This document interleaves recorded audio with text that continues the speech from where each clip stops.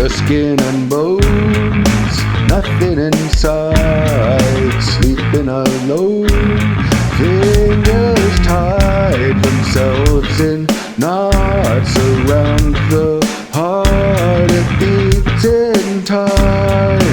I see the spine of the world sparkle and shine lightly inside. I see the spine of the world, I know it's mine, twisted and tied.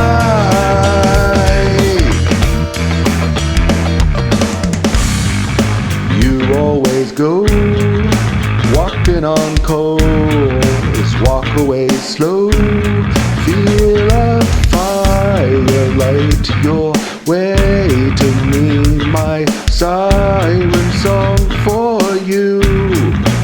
I see the spine of the world sparkle and shine lightly inside.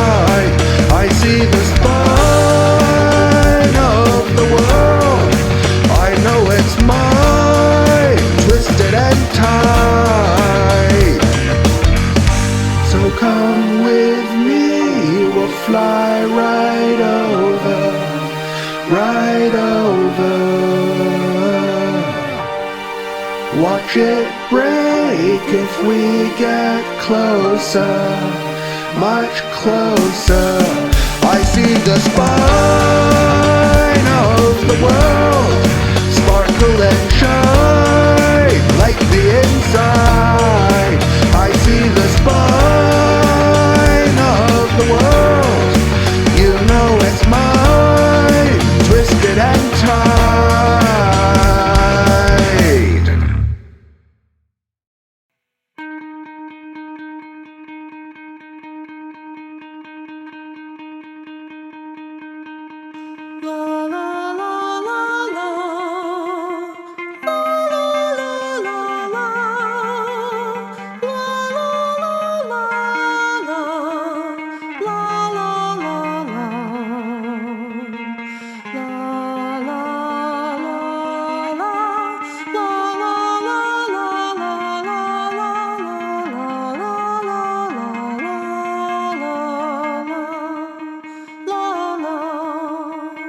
Take a melody, simple as can be.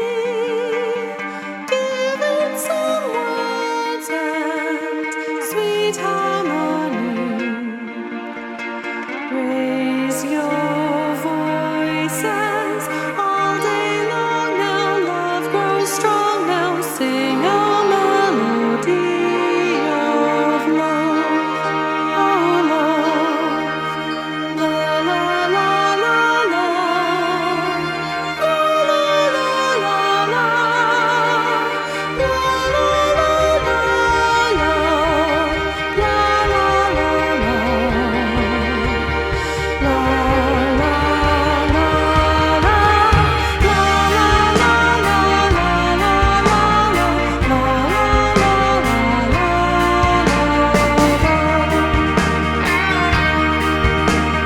Take a melody, simple as can be. Give it some words and sweet harmony. Raise your voices all day long now. Love grows strong now. Sing a melody of love. Oh, love.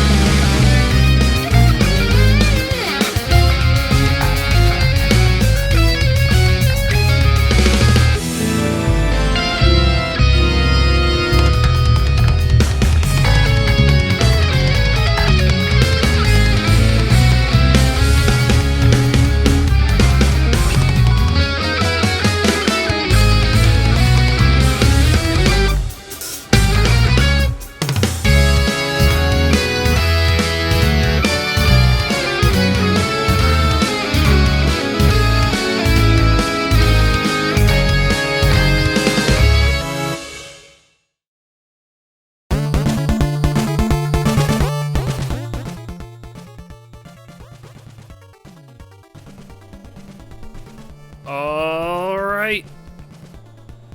This is Dwelling of Duels. I'm your host, Evil Sonic. Tonight we are joined for a very special banner artist breakdown with none other than LaurenTheFlute. Lauren, hello and welcome. How are you doing? I'm really excited about the music. I just love that you guys use Dwelling of Doom to as your theme, as you should. That's perfect. It's so good. I'm doing great. I just listened to a 1 minute long Dancing Mad. My life is complete. Have you heard Have you heard 1 Minute Angel? No. Oh my god. That's pretty good. Okay, I will have to go listen to that because the world is full of so many things and exciting and interesting people with brilliant and crazy ideas. And sometimes I just like taking really long songs and making them really short because I don't have a lot of other good ideas, so I do that. No, that's a gift though. How many people out there can say that they made Dancing Mad a minute long? Nobody. Me and Chris. Nobody. A singular talent.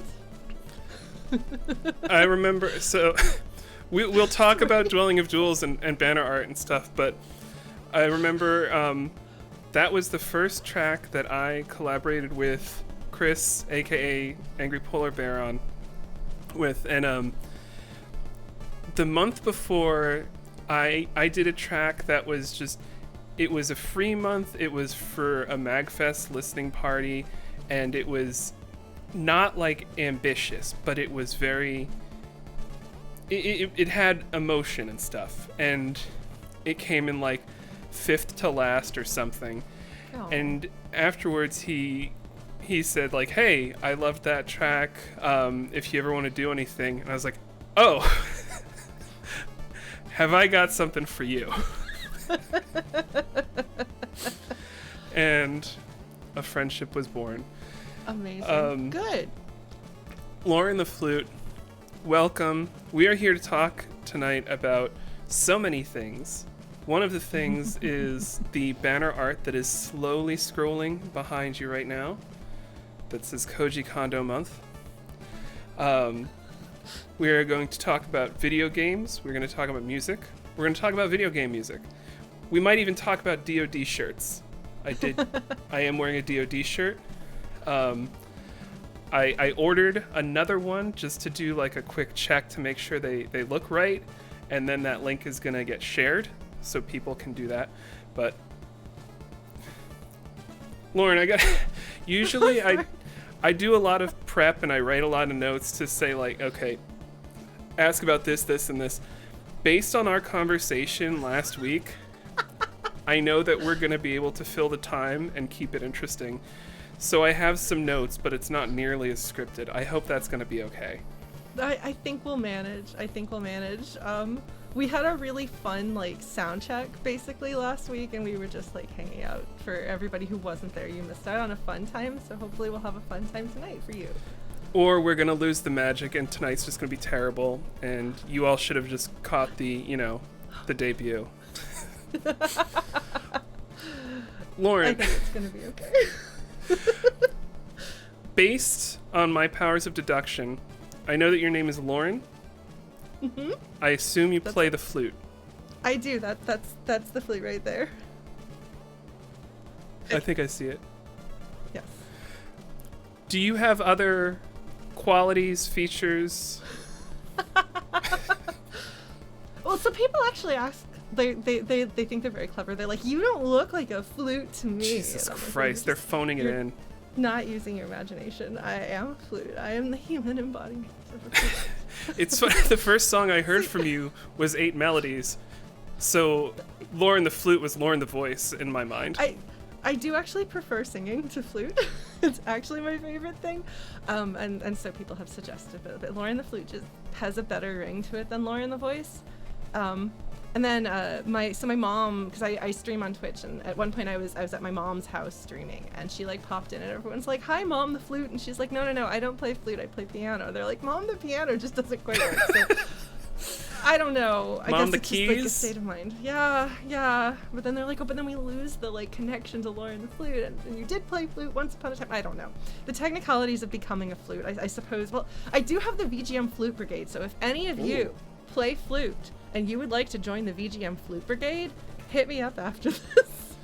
I will eventually be back to making my flute choir shenanigans and calling on the flutes of the VGM world to come together and make madness happen. I think Andromeda has a broken clarinet. I don't know if there's call for that. You know, there are other woodwinds in the world. You could join them with the broken clarinet, and they would probably welcome you in. But we have the flute family only because there are enough. Because when I started in this scene, there were like 2 of us, and now there's so many flutes that I don't know them all yet. So I know, like, one of the things we talked about was our long and storied history in the VGM community, and I know you've been gaming since the day you were born. Like, Literally. you came out with an Atari like joystick in your hand.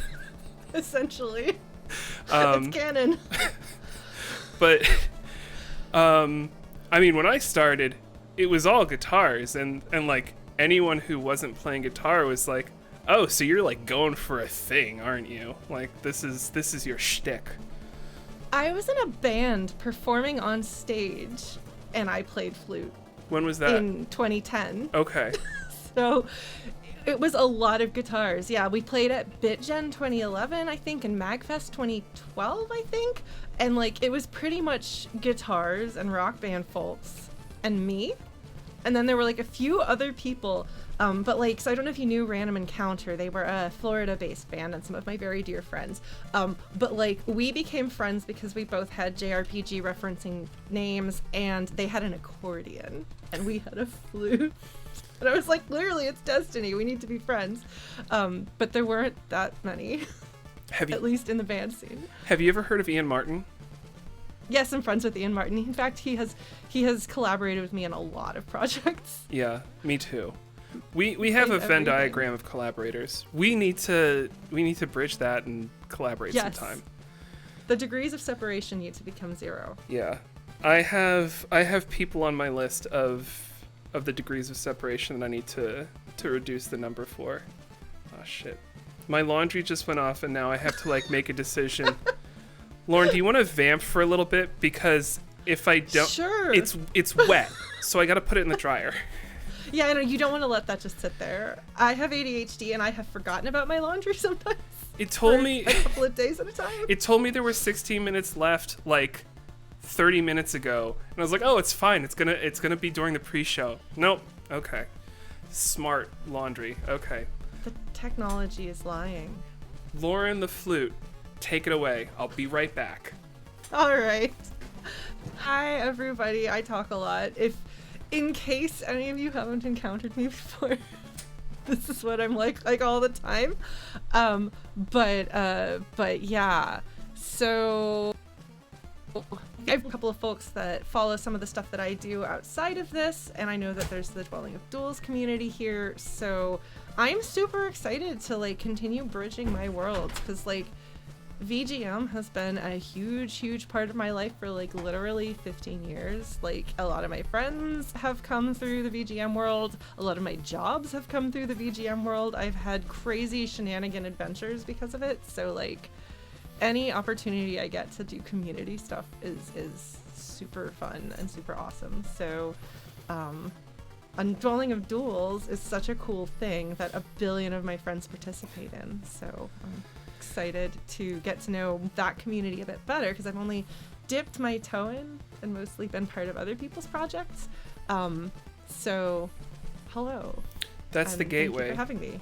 We have a lot of people that like, they have a friend that gets them on a track, and then the next thing they know, they're hooked. We try to get them when they're young. Yeah. Oh man. Yeah, well, it's funny because like when I joined my first video game band, I was 26 and we were all around that age, and we were like the young kids because it was all the folks that had been playing, like all the people who played the NES guitar band stuff, like, you know, Metroid Metal, Arm Cannon, the X Hunters, all of those folks out there that had been in the scene for a while, and we were like the new weirdo up and comers, and it's like suddenly like now I'm the old lady. There's these kids these days, and I'm like big sistering them, and I'm just like, when did this happen? But I guess if you're in a community for 15 years, that will happen. The inexorable passing of time. Not allowed. You mentioned when I was just coming back, I heard you mention job opportunities, and I feel like that's something. I'm very happy in my line of work. I'm not like trying to use this stream wasn't a clever ploy for me to like get my foot in the door. But I know where you work, and it's a pretty cool place that has a pretty cool connection to DoD. So I don't know if you wanted to mention that. At some point, we are going to get to the banner artist breakdown, but this is what I was talking about, is that we're going to be fine, like, just kind of doing a little bit of winging. Yeah, no, like, I mean, I'll just talk about stuff, and also just, hello, friends. There's, like, a whole bunch of friends in the chat. I'm excited to see you all there. Thanks to the powers of making friends over the internet, and having a skill set that's useful outside of music and stuff, I work as a marketer. I work for Impact Soundworks, which makes virtual instruments, including Super Audio Cart, which the DoD and OCR people were part of making it happen, and we, I believe, provide prizes for the DoD months. So like, it's because, you know, our roots are in the VGM scene. The company is owned by Zircon, Andrew Aversa, who is like OCR, like old school classic stalwart member. So and there's a bunch of other VGM folks on our team just because that's who we are, and it's lovely. It means that if like a new exciting game gets announced, or there's like a Nintendo Direct or something, like the Slack goes dead for a little while because everybody's catching up, which is nice. So yeah, but it is interesting because like it is such a tight-knit community that like I've had freelancing marketing gigs and recording opportunities and performance opportunities and like collaborations on things that don't have anything directly to do with VGM, like just because we all like know each other, and if you're like, I need somebody who can help with this thing that has nothing to do with VGM directly, knows somebody, because we have this big happy family, and that's really cool. Like I traveled to Tokyo to attend a Suikoden concert because I performed at MagFest with one of the people affiliated with the concert, and she invited me to come backstage to it. And while I was in Japan, I met with a VGM friend from Australia who happened to be in town, a VGM friend from France who happened to be in town, a VGM friend from California who happened to be in town. And we all met up in Tokyo. That's insane. Because we were there. So yeah, no, it's really cool. I feel like almost anywhere I could visit, I could hit up somebody from like the VGM world and be like, hey, I'm in your country, province, state, town, you want to hang out? Sure. What's your province / territory? I currently live in Toronto, Ontario, Canada, but my band is based in Austin, Texas, and I grew up in Texas, but I sound Canadian because my mom's Canadian, so like I tell people I'm a Texan Canadian, and that seems to mostly get the point across. I mean, so. I really, really fucking hate to say it, but the only other Texan Canadian I can think of is Ted Cruz. So Lauren wins the contest for best Texan Canadian in a landslide. I'll take that. We'll leave it at that. Stare. Yeah, no, I'm not gonna go off on what's going on down there. But no, I get to try to fight fascism in 2 countries with my votes and my political action, and I do my best. DoD is nonpartisan, but we all know who we are. Yeah. Sorry. Impact. Very Canadian to say sorry. Yes, I have said sorry and tomorrow my entire life and been asked what country I'm from until I moved to Ontario. The first time I visited Ontario was the only time anyone in my life has ever thought I was a local. And I was like, well, no, I'm from Texas. And they're like, well, how long ago did you move there? And I was like, when I was like 6 from North Carolina. Like, I'd never lived in Canada in my life, so that's fun. But when I sing Pollyanna, the mother song, and I sing tomorrow, it becomes tomorrow. That's the only time is when I'm singing. We'll get to the banner artist stuff. I swear, like it's the last thing before we get there. I mean, we could also stream for 2 hours, 5 hours. People will stick around. It'll be good. This is must-see TV. But my family is from Brooklyn. My mom. Oh, my dad's from Brooklyn. Which neighborhood? I don't remember. I'm so, sorry. My mom's side, all from Bay Ridge and Dyke Heights. And like I lived there till I was 6. I don't have an accent, but like I don't have a Brooklyn accent, but I've been around people who do for my whole life. And when I was a teenager, somebody gave me a book as a gift about Brooklyn, and it had like all these stories. I still have it upstairs. It's really cool. And I'm reading through it, and I get to this one section, and I look at this name, and I'm like, hey mom, what the fuck is Dyker Heights? She's like, you mean Dyke? I'm like, oh, there's an R. Yeah. My dad was from Brooklyn, and then he was told he went to school in California, and people were scared of him, and he was told he needed to get rid of his accent. So he worked really hard to do that. But if you get him super tired or super drunk, it comes back. It's the only time I've ever heard him sounding that way. But the rest of his side of the family, they're all from New York, New Jersey, and you can hear it. Yeah. I'm very much New York, New Jersey. I don't know how much my accent comes through unless I say water or Trenton. So amazing. I know, but like those sound normal to me. We need to talk about whether like we have family near each other. My family's still in the Princeton, Trenton area. I have family in a town near the Oranges. Okay. New Jersey? That's like north-ish, right? Or south? Yeah, I think so. It's close enough that they can get into the city, which is the most important thing to them. Yeah. Do they have to take the train or can they drive? They take the train, but that's, I think, mostly a preference thing.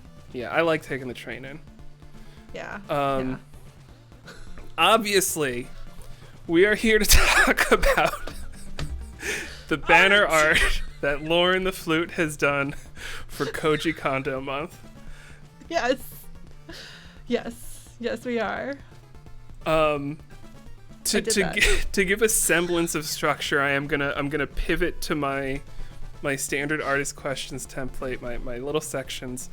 We're gonna blow. I had like this whole, we're gonna keep this to a tight hour. We're way past that. That's not a thing. I'm so sorry.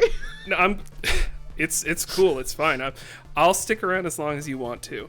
As long as we have people that are watching us, and even after we don't, we're good. So I know what the answer to this one's going to be because it's one of the things we talked about. But can you tell me a little bit about when you first started playing games, or I think more specifically to your life experience, what kind of gaming environment were you birthed into? So the reason why this is phrased so carefully is because he knows the story. We've talked about the story of my family history with games, which is that when my mom was in the hospital, like getting ready to give birth to me, my dad was really anxious. It was taking a little while. He's like pacing back and forth, and they're like, just go home. Just go home. We'll call you when you need to come in. And he was so stressed out at home that he played Chop. I think it was Choplifter. It might have been Chop to Rescue. I'm trying to remember time-wise which one it was, but it was one of those. He loves both of those games, and he played it until they called him to come in to the hospital because I was coming. So like basically, from the moment of my birth, I was in a gaming household. From the womb to the tomb. Yes, basically. Which sadly he doesn't play anymore. But my sister and I make up for that. Yeah. In spades. So. I remember that you told me the games that you. So we both have parents that are supportive, but like are just not there for it in today's modern gaming culture. Yes. They're confused. I think I'd have to ask my sister. I'm gonna message her. Hey Mecca. Anyway, while I'm messaging her, I know that we've talked about trying to get my mom to play Animal Crossing. What games have you tried to get mom to play? I'll ask mom, dad to play. The best success that I have had in recent years was I was home visiting over the holidays, and I brought my laptop, and I was like, because my mom and my stepdad are both pianists, and lateral damage to them next because like we have cats. All of us have cats, and it's a concept they can get behind. I wonder if my mom would get into Stray. Damn. Yeah, no, like things like that don't require and they don't necessarily have to be the ones holding it, because a lot of the like gaming vocabulary that we take for granted they don't have. But if you can kind of give them the experience and let them decide what to do, like one of these really accessible concept games is a really great way to get people into it. Yeah. I'm being good, Chrono. Look at me. Self-control. I didn't like Stray. So You didn't like Stray. Oh man. I did not like Stray. The man PF in here, he hasn't played Stray, but made one of the best covers in DoD from the year 2022. It is phenomenal. I would love to hear that. The music was fantastic. The aesthetics were so great. The cat was beautifully, wonderfully rendered. The music was really great. So I will need to take a listen to that. I need to crack into the DoD archives. Oh man, you need like. There's so much more. That was my COVID therapy, was getting caught up on DoD catalog, because I was super into DoD from like 2005 to 08, and I was sort of a little bit in there 09 and 10, and then I had like a drop off. And so when COVID happened, I was like, oh, I'm working from home. I don't have people like walking through past my desk all the time. I can listen to music. And I used that time to get caught up on like, what did I miss in the last 10 years of DoD? And there were some bangers. There's over 20 years. Okay, so it's not 20 years of music. It's music made over the past 20 years. It's something like 2 or 3 weeks worth of music if you just put it on a loop. I have to double check that. That seems that seems kind of low when I think about it, but it's probably like 2 weeks. That's a lot though. Like that's a lot of music back to front. Like that really is. Yeah, probably. It is. But yes. Yeah, if you get sad about cats in peril, do not play Stray. Oh yeah, there's stuff that like I watched Andromeda play, and it stressed me out at times. Yeah, it's if that's emotionally stressful for you. I had a really hard time with that because I played it just a few years with some cats, and it was bad blessed, and I bawled my eyes out, and I have no regrets. So like it really depends. Like I can't say like what I play just because there's such variety. But it's pretty much, does it have a story or character elements that are really going to suck me in? And I realized that I, like about 10 years ago, in fact, this is my 10-year streamiversary, I realized that I led a video game cover band and wasn't really keeping up with video games, and I didn't want to be somebody who only played the video games from the games that I grew up with. And there's a lot of folks who do that. You know, you get busy. No shade to folks who do that, but I didn't want that to be me. So I was like, if I start streaming, then I'm like obligated to actually sit and play games instead of like forgetting about it and walking off for a while. And so I've been streaming, and that helps me keep up with things. But that's been really an interesting way to explore a huge range of games. I've had to take several months off for health reasons. I'm hoping to get back to it next month, but like I really like Undertale, Deltarune. Final Fantasy VI is my favorite game of all time. I am obsessed with Final Fantasy VI to a maybe unhealthy degree. I love the Mother games. I love, like, of the amazing recent games, like, Hades was amazing. Horizon Zero Dawn blew my mind. I know I'm forgetting things. The Tallest Principle. Oh my god, I don't even like. I had like a whole lifelong being so bad at spatial reasoning that like when I was a kid, they like marked it on tests like below average at spatial reasoning. She's not good at this. And like when I would sit down to do puzzles with my family, they would let me do the crusts because I couldn't do anything else. And then I played Talos Principle, which had like emotion and a puzzle to solve about what happened and who the characters are, and you're crying, and there's a cat, and there's all these things that are so good, and that apparently is what I needed to do spatial reasoning puzzles, which is not my thing. And it was so good that I almost 100%ed it. I've never been a completionist, but I was a completionist for that game. And then I went home to visit my family, and they were doing a puzzle, and they were like, oh, Lauren's gonna do the crust. And I started putting pieces together that weren't the crust, and they were like, what happened? So I can tell you, spatial reasoning is a thing you can improve if you love a video game enough, apparently. That is the wonder of video games. I'm gonna give a nice thank you to Andromeda. She's not here right now, but she just provided me with another beer. I asked my sister Mecca what games she has tried to get our parents to play, and she said she's been thinking that they'd probably like Undertale. Okay. As you were saying that, and I was like, wouldn't they just suck at bullet hell? Like, how is that? Probably. How if you? Yeah. It's like, okay. I just remembered a story about the time that I don't know how. I'm gonna leave some details out, but my dad is not the best at gauging people's ability to ski or their willingness to like just go with it. My dad skis a lot.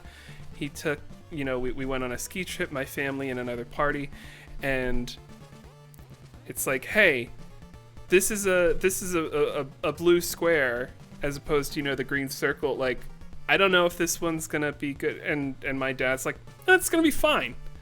So obviously that was like the last thing that anyone said before the 30-minute trek down hell. So maybe it's fitting that me and my sister make our parents just play games that frustrate and confuse them. So I would just worry that the bullet hell parts of Undertale are so inaccessible that they might not even get to the point of being frustrated with it. They might just be like, we just couldn't progress. We just died the first time over and over again. Yeah, but we'll make them keep playing it until they get to the bottom of the hill, because that's what happened in Vermont.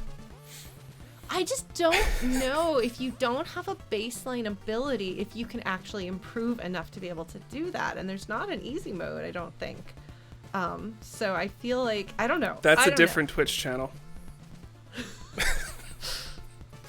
I don't know, but you could torture them with the emotional sadness of things in that game if they would get invested. I remember, but what's the thing that's punishing but not as skill based? There's got to be something. I bet there's something. Did you ever play Chips Challenge? You when know you what were it a would kid? be? Wii golf. That would drive my dad insane because he golfs a lot. Yes! Okay, perfect. No, that's a great idea.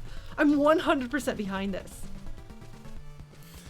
Just drive him crazy. Because he would just he would just keep slicing it and like it's one of those things that I could just picture it. My dad's very, very calm, very even keeled. Like, he gives off the impression of just being stoned all the time, even though he's not. But like, okay, he's that cool. He's just like, yeah. So our dads have different approaches to video games. Yes. Well, to be fair though, my dad wouldn't play any game, even when I got him like Skyrim or something. But I did get him to play Wii Sports, which is kind of like playing Wii Golf. So perhaps the way to bring them into the fold is the same now. Exactly. Well, Wii Sports, I think of when I said Wii Golf, I was thinking Wii Sports. Yes. Yes. And then you're gonna go home and find that like the Wiimote is just like impaled in the television screen, and you're like, my work here is done. And then I'll get like the text of like the photo text of the TV's broken, how do we fix it? But they're gonna send it to my work number, so it is gonna get like logged and reviewed by compliance, because parents don't know how to cell phone. Yes. Fair. Mecca says that my dad got a skiing game for the Wii, but she doesn't think he ever played it. Well, I'm talking just gotta about make you that on happen. stream. BTW. Lauren the Flute, video games. Video game Yes. music. Yes. Okay. I have a very vivid memory of the first time that I thought about video game music in a way. And that was in 1996. It was December. It was Toys R Us off Exit 13, the Jersey Turnpike. If you know, you know. And it was like a scene from a movie where there's it's Toys R Us around Christmas, so you can imagine. But through the din, cutting like a knife, was the Dire Dire Docks music. And my life was changed forever. That's a good one. Um, That is a good one. I know in later years, the first composer I knew of, like the first composer I knew by name, you might actually know, I actually had the pleasure of, I didn't actually talk to him, but we've been credited on the same DoD tracks. But the first video game music composer I was aware of by name was Frank Lepacki. Okay. Of Command and Conquer Red Alert fame. Yeah. Yeah. I think he's done a little bit of stuff with Impact Soundworks. Yeah. Do you yeah. chill with Frank? I actually don't know him. There are a few composers that I'm friends with, but he's not one I know. Yet. Yeah, no, that's true. Like we are all one big happy family community, and eventually you wind up meeting all sorts of people. So it could happen. I have cursed knowledge about the upcoming themes. So like I'm not working on anything. I swear to God I'm not giving myself an advantage, but I can't help but brainstorm and think a little bit. I'm not putting pen to paper, I'm not arranging. But I have an idea for a few months from now. I'm gonna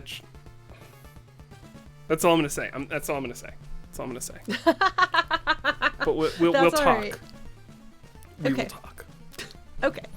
Oh, I'm here. You know where you can find me. Man, gosh, I don't know that there was ever a time that I wasn't aware of music in games. Like, there wasn't a lot of music in the Atari ST games that I started off with. But even then, like, my sister and I and my dad, like, we really liked Sierra graphical tech. Largely, like, the King's Quest games were my favorites, but there was a Black Cauldron game that was based on the Disney version, the Disney Black Cauldron, that was based on Lloyd Alexander's Chronicles of Prydain books, which are my favorite children's books of all time. But like, they had music that they took from the Disney version. Like, the movie, like, it bombed, so I never watched it because it came out like the year after I was born and then didn't get brought back until I think I was a preteen or a teenager. So I didn't know that the music from the game had come from the movie, but I could sing along with it. So when I watched the movie, I was like, oh, I know all these themes. So like, that's kind of always been a thing that I guess I'm drawn to music. My mom's a piano teacher, so I just like grew up with music in the house constantly. But I think it wasn't until the Final Fantasy games.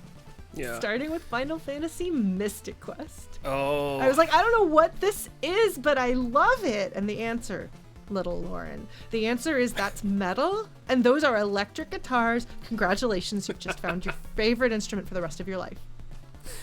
Yes. My That's favorite instrument amazing. is not flute, it's guitar. Yeah. This is a question I can't believe I never thought to like ask anyone else before.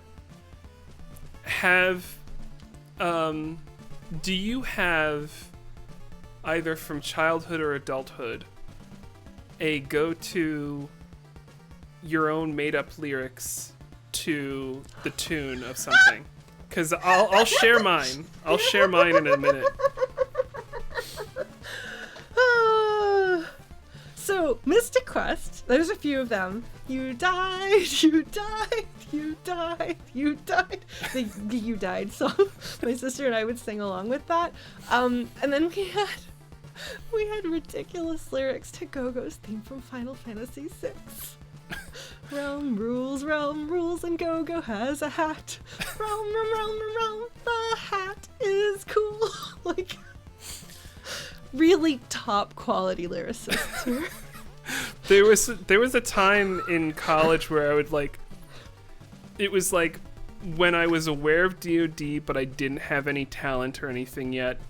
Oh, no. Arguably still don't, but like I would come up with lyrics set to, if I searched my computers, I would find the lyrics I wrote to like the Star Wolf music from Star Fox 64 that I'm sure were terrible. It was like, I think I called it "Can the Fox Come Out to Play?"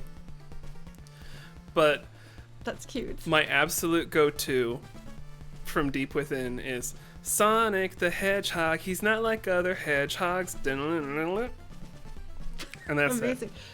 Amazing. So you can sing the opening text to Secret of Mana to Angel Sphere, the opening song from Secret of Mana. The darkness sweeps the troubled land as Mana's power fades. Like, you can sing along to the Secret of Mana song. That reminded me. Congratulations, now you know. That reminded me of a thing I've seen on the internet, which is how, what is it, like, the Pokemon anime theme is like in, what is it, the common meter, which is what Emily Dickinson wrote in. So you can set Emily Dickinson poems to the Pokemon music. Incredible. That's always fun. That sort of thing's very fun. I'm trying to think, like, because like I've since written really like sometimes very serious and melodramatic, because I'm serious and melodramatic, lyrics that I then sing to video game music, like in covers that I've done as like a grown-up. But as a kid, it was mostly dumb things that we thought were funny, or did you know you can do that with Secret of Mana? Or just let's just take Final Fantasy VI. They gave me lyrics. I can sing those.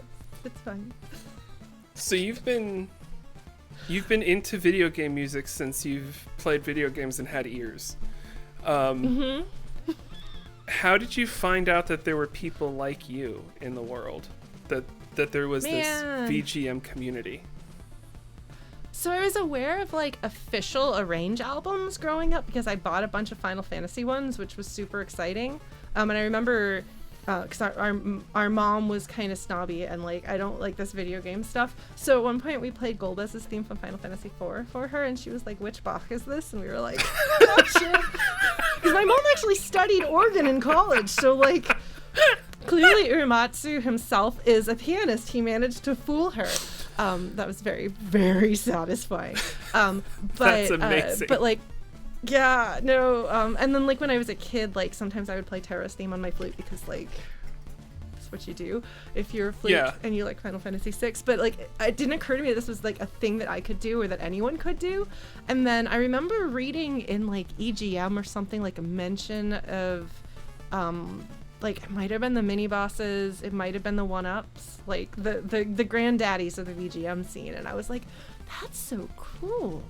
Anyway, and then I think I first encountered OCR because I used to listen to like people's MIDI arrangements on like RP Gamer and things, and then OCR in college, and then I knew some people who also listened to OCR, and then like one of my friend's mom's male guy's son made one of my favorite OCR tracks. I'm not even kidding. That's actually the connection. That's amazing.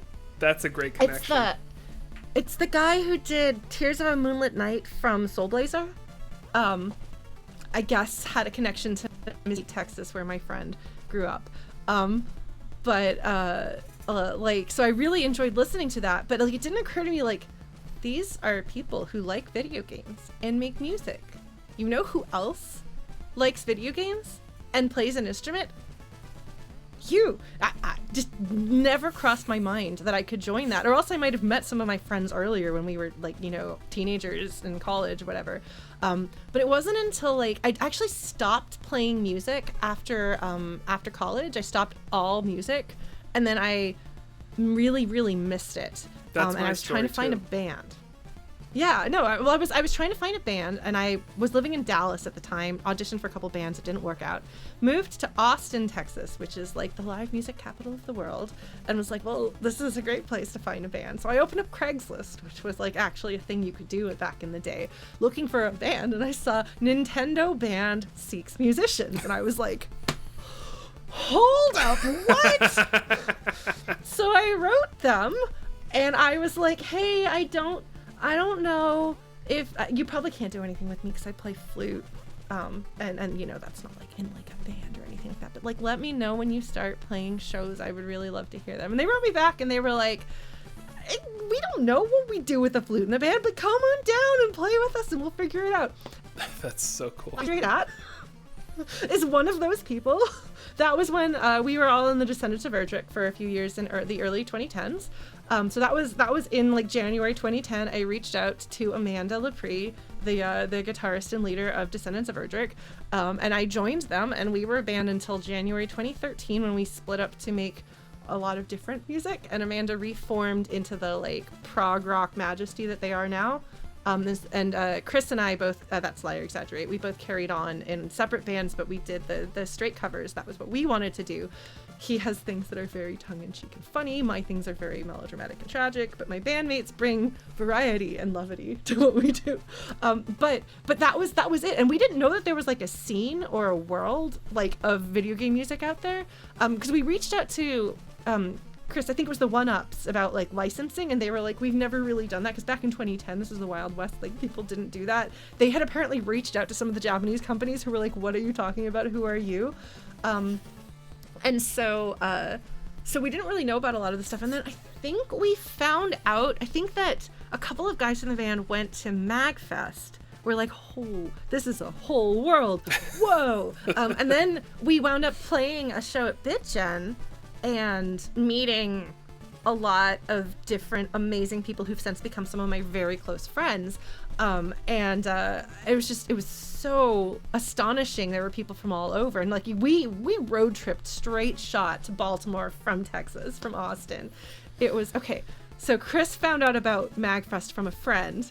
A couple of guys from the band, including him, went up to MagFest and then like discovered this world, got pulled into this world, started playing shows. I think like the Protomen came to town. There were a couple of other nerd music bands in Texas that we played some shows with, and then it just kind of like took off from there. It was not nearly as big as it is now, but it was amazing to discover this whole world out there. And at the time, like I said, like I was almost the only flute. Like there was Maho, who had played in Select Start, and there was me, and that was really it. And so like I kept hearing people using bad flute VSTs in their arrangements, and I was just like, please no, don't do that. So for a period of several years there, if you hear a flute on a track, it's me. Like there was the Year 2000X by that's Night of the Round, that there's a track that I did. There's like I teamed up with Stemage on some stuff, just like a bunch of things, just because I was like, you are not allowed. Somebody had a Castlevania album, and I heard it with the VST flute, and I was like, was it Goat? no. No, oh god, who was it? I'm trying to remember.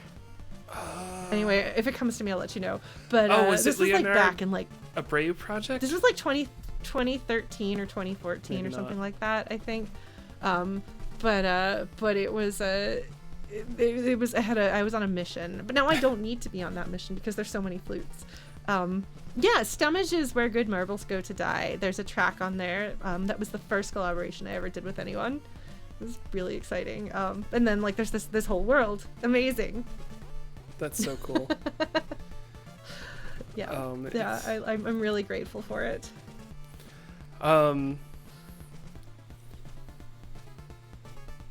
Okay. Sorry, I love this song. It's a good one. I'm sorry. It's so good. Um, It's hard to play up to tempo on flute, though, I can tell you that, because the final album that we recorded together with that incarnation of Descendants of Erdrick has a Castlevania medley on it, and it has this track, and holy shit! This was So obviously, Dwelling of Duels is a play off of Dwelling of Doom.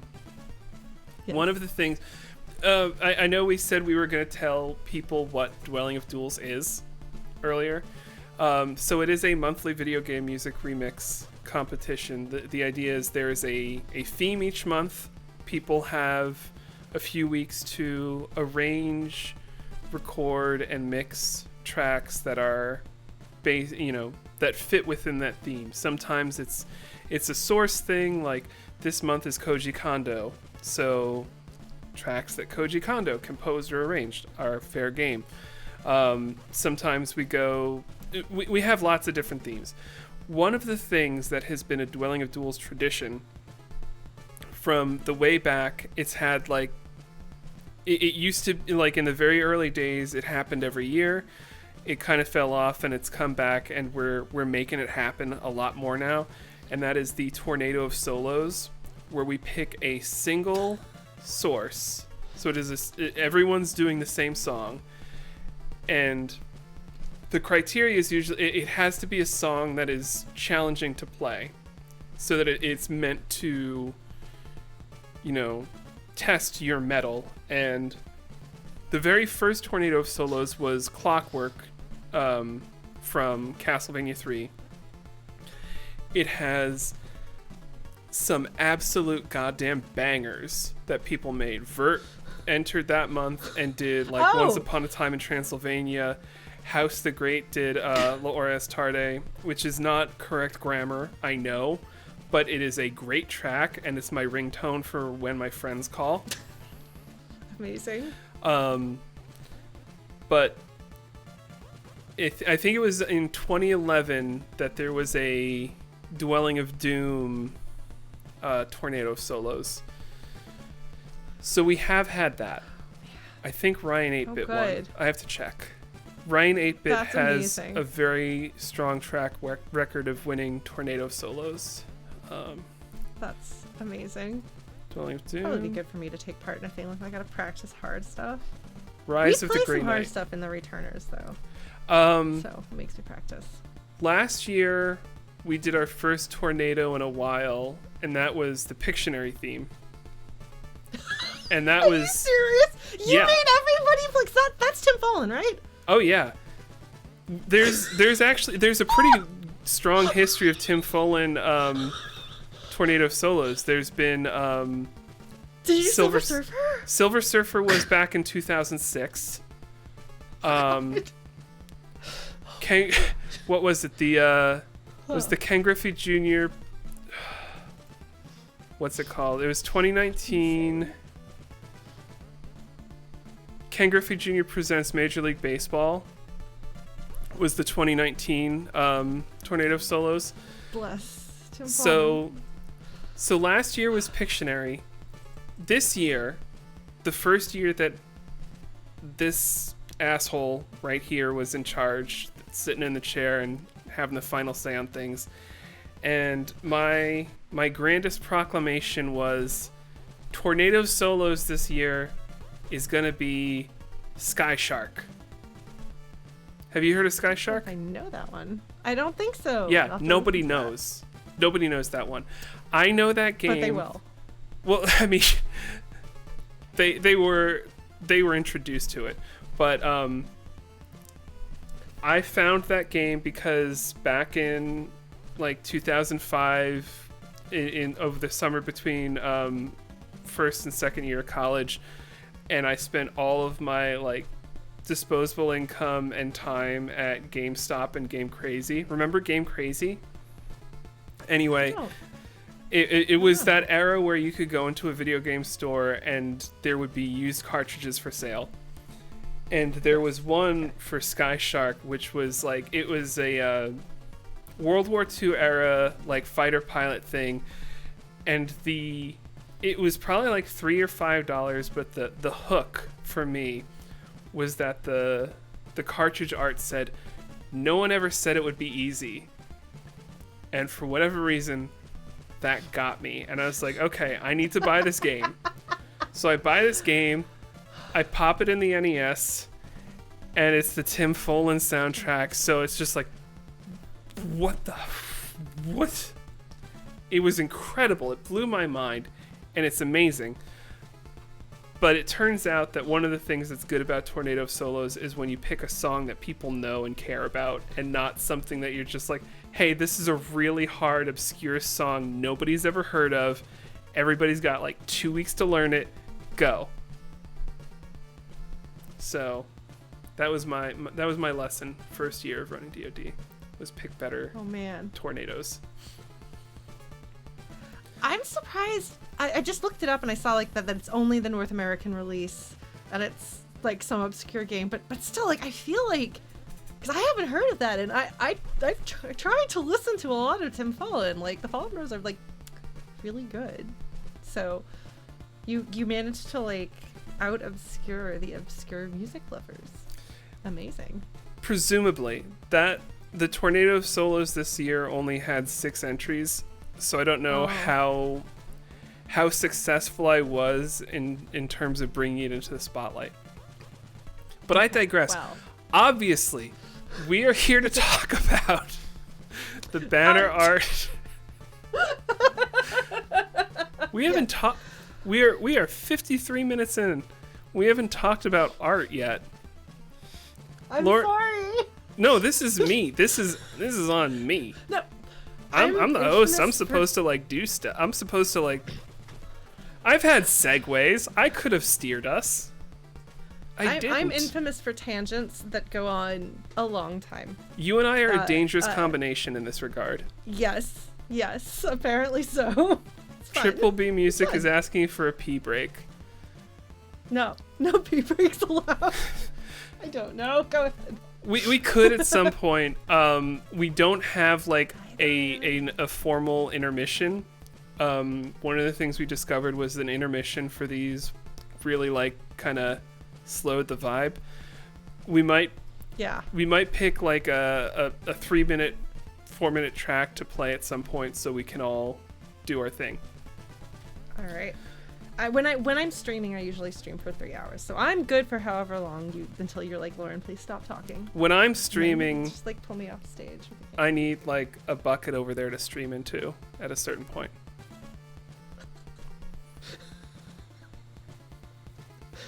Oh man. I'm just gonna let that one hang there for a second. Yep. You put it there and I'm not touching it. Anyway. All right. This is the story of how Lauren became like the backup host for DoD listening parties. Oh man. Yeah. Lauren, you art. I do art. Sometimes. Apparently I do art. Talk about how you art. So I got started as like a little kid sketching my favorite animes and copying panels from manga and video game art, like instruction books and things like that. And I just kind of kept it up. And I was really into it in high school and college, and I was part of these like online art communities and give critiques and receive critiques and try to be better at art, and I was always with the sketchbook and stuff.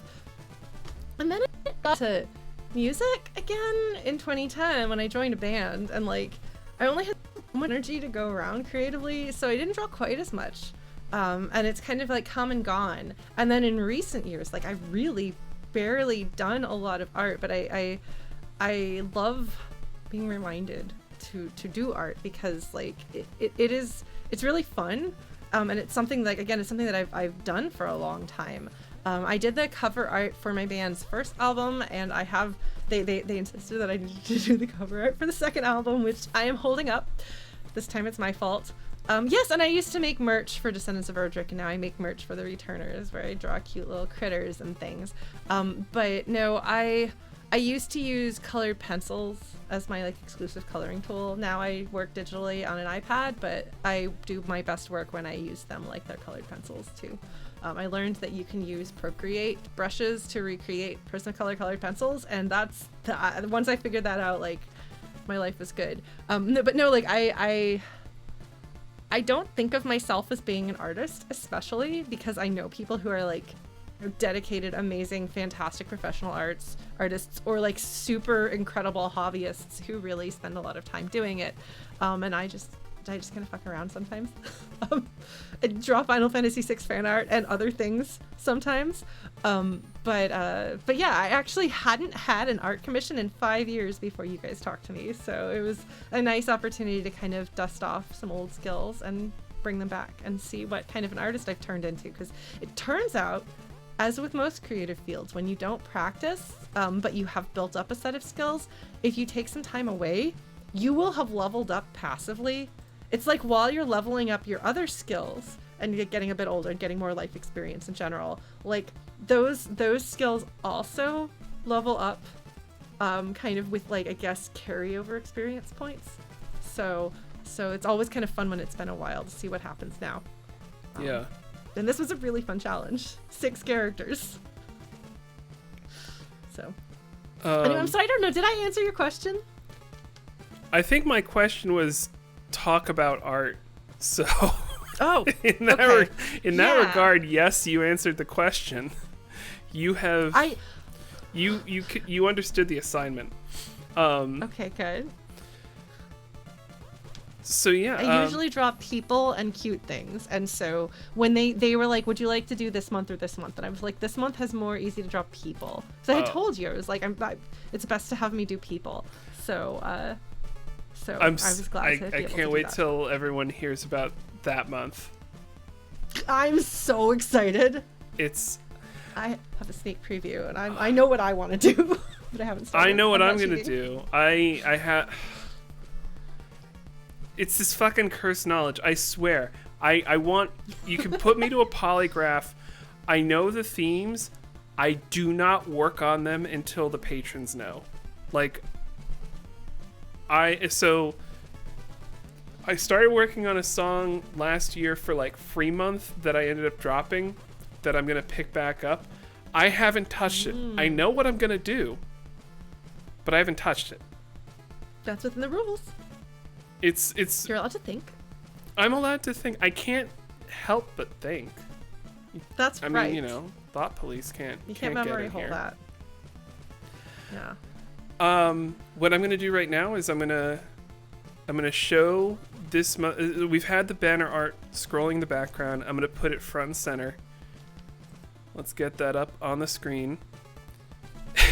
With the banner art scrolling behind it, it looks kind of like a travesty of graphic design. I understand.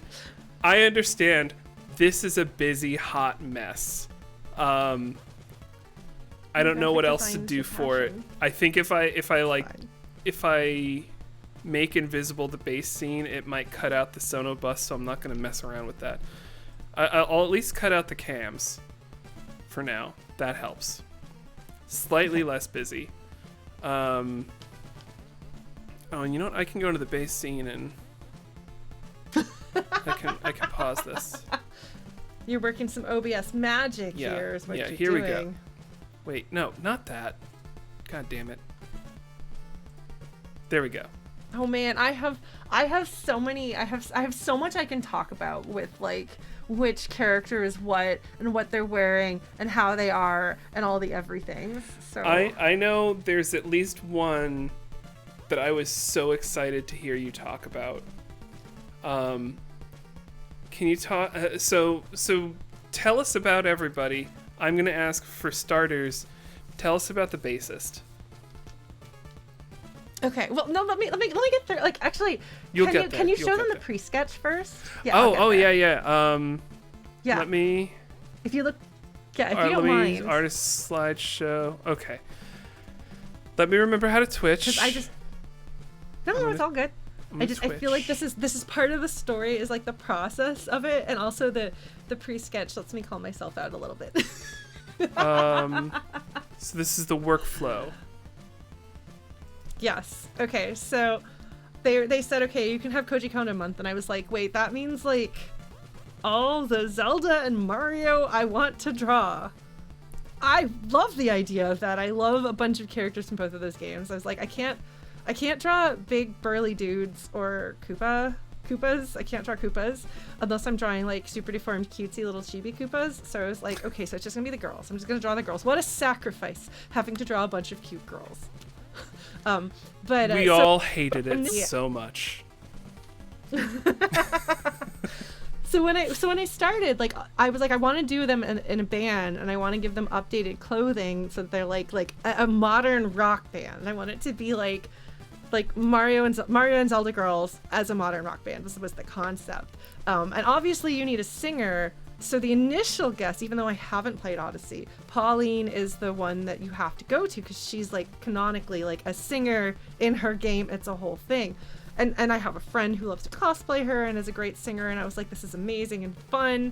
And so I sketched everybody out and kind of was trying to figure out who is going to be what and who needed to be included. And I was like, okay, I have to have Peach and Zelda. You can't not have Peach and Zelda. Yeah. And I was like really, really pulling out my hair trying to figure out exactly what to do. And my roommate, who is a Nintendo fangirl, was like weighing in on this as well, like arguing. And I was like, okay, well, obviously Daisy's going to be the drummer. Because I love the idea, like the internet's gremlin interpretation of Daisy just brings me great joy. So I was like, she's gonna be a punk drummer and she's smashing things. This is fun. So I knew that I was gonna do that with her, and then I was trying to figure out who else was gonna be playing what, and I was like, well, Zelda has to play some sort of a guitar, whether it's the bass or the guitar, because Sheik plays a stringed instrument. And Ooh. That is an obvious connection, clearly. And I was like, well, she probably shouldn't play the bass. She should play the guitar because she's like one of the main characters. So she's not really like the rhythm section sometimes stands like a little further back, and Zelda has to be like super front. Yeah. And I was trying to figure out what am I going to do and who am I going to put as the bassist then? And I was like, well, I don't know. I could do Rosalina, who's my favorite. That's my Mario girlfriend. We all have our favorite Mario girl, and that's mine. Or I was like, well, or I could do grown-up Midna. She's really cool looking. So very tall, pretty ladies. But then I was like looking for reference pictures. And at this point, I was trying to use more reference pictures of people that I know. And I was like, I want to do Rosalina, and I want to put her in a cool jacket. Do you know who has a really cool jacket that she performs with sometimes? And plays Darmok. bass. And plays bass. Ah. So this is a photo of Darmok as the bassist for Rosalina as the bassist. And I was like, I feel like the idea of the bass as the like it's the backbone, not necessarily flashy. I say that, but I exaggerate. Chris like spins around and jumps up and down and does all sorts of exciting things. So it's not saying that bassists can't be loud and in your face and very exciting to watch, but it can be a role that stands a little bit further back in the scene. And so I was like, okay, well that works for Rosalina. This pose fits for her. I can cover an eye because you got to be able to do that with Rosalina, and it's a fun little Easter egg. Hi Darmok, you're in my cover art here. Darmok immortalized in DoD banner art. Yes, that's her jacket. But it was really hard to see all of the details because it was a live photo, and it turns out live photos are really hard to use as reference photos because the lighting is really bad, so bits and pieces you can't tell, like, is that of this or is that of that? I can't tell. Zelda's pose is my bandmate Kevin Spencer, who he and I did a Dwelling of Duels entry, the Final Fantasy X. I think we called it like Macadamia Nut Woods or something like that, but the Macadamia Woods. Shortly, I haven't been doing anything because I can't play flute right now because I had surgery a few months ago. But so Kevin is now like an active member of DoD, which is very exciting, and so that's him as Zelda. And I was like, man, Rosalina is her theme, composed by Koji Kondo. I looked it up. The observatory is him. It's the only thing he did in that game, but he did the observatory theme, and that counts. So we're good. Obviously Peach, we're good. And I was like, what am I gonna do? Oh, she'll be on keys. That feels like she's a royal princess. Her royal parents probably made her study royal piano when she was growing up. So yes, she's on keys. But I couldn't use a photo of my bandmate because it turns out when people are performing live and getting photographed on stage, like it's only like from like the top up. Like people only want to focus on the interesting parts, which is fair, but here I have this whole pose. So I was like, I guess I'll have to get some reference photos online, some stock photos. And I was like, well, Saria, I'm gonna put Saria in because if I'm not doing Midna, I need to have another Zelda girl. Saria there has a tambourine, and tambourines are in bands sometimes. It's better than an ocarina. We're gonna go with Saria. But then I was like, shit. Koji Kondo did not write Jump Up Superstar. I need to replace my singer. Who else sings?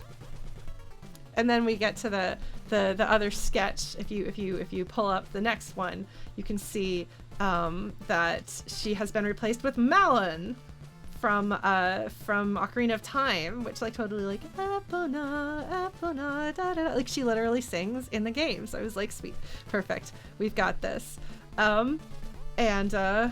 That I actually used a reference photo of me singing in my band because I had one that was handy and I know how that's supposed to look.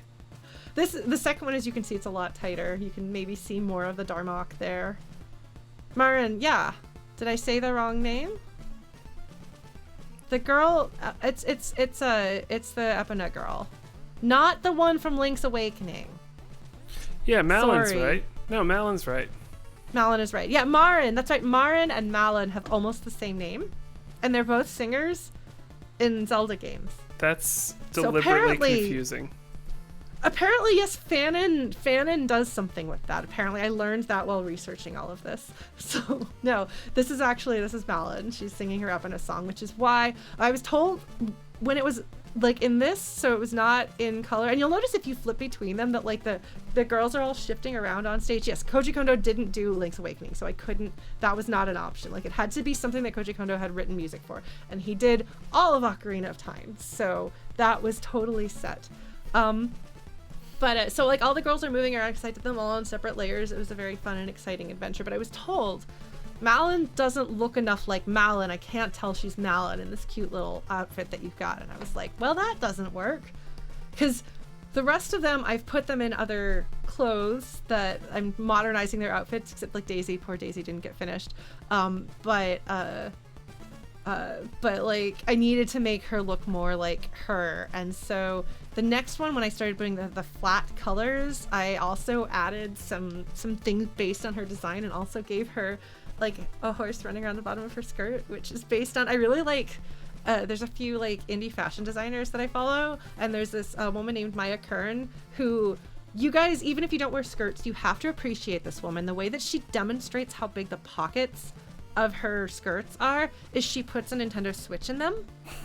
And so when the Nintendo Switch 2 came out, the big question was, Maya Kern, can you fit a Switch 2 in the pocket of your skirts? Yes. So yes, so she's a huge nerd. So I put she has a skirt that has like the animation cycle of a running horse along the bottom of it. It's really cool. So I stole that idea. Oh, interesting. Okay, so Malon was originally supposed to be Marin, but then they changed that. I wasn't sure if that was actually like a canonical thing or fan speculation, but because of the similarities in their names and the fact that they both sing and have some connection to animal creatures, I don't know. But yeah, like this is when I was starting to fill it out, and Daisy becomes her punk girl self, and somebody else gets credit for giving her the poison mushroom because I didn't think of that. And I was like, oh right, I forgot this existed. But as I started putting like all these like little like things on people's outfits, like Zelda has the Hyrule crest, and she has the what are they called? The Sheikah? The eye thingy? I think that's right. And there's like a bunch of Mario stuff on the keyboard, and a Luma. You gotta have a Luma for Rosalina. And then I put Navi earrings on Saria because somebody told me they couldn't tell it was Saria, and I was like, how can you not tell it's Saria? I didn't change her outfit that much. But yeah, no, it was really fun trying to figure out like how am I gonna dress them up. So I was looking at all these like fashion photos and different outfits. I'm actually wearing the top that Rosalina's outfit is based on. So, but yeah, no, like it was a fun thing figuring out who was gonna do what and how they were gonna look and where they were gonna be standing and who was next to whom. And so you kind of got like the Zelda girls clustered together and the Mario girls clustered together. And then I was like, I'm gonna put Hi, I'm Daisy on Daisy's drums because that's funny. I love that. I'm going to pick 4. Okay, fourth yeah, picture. where you can see more of that. Yeah.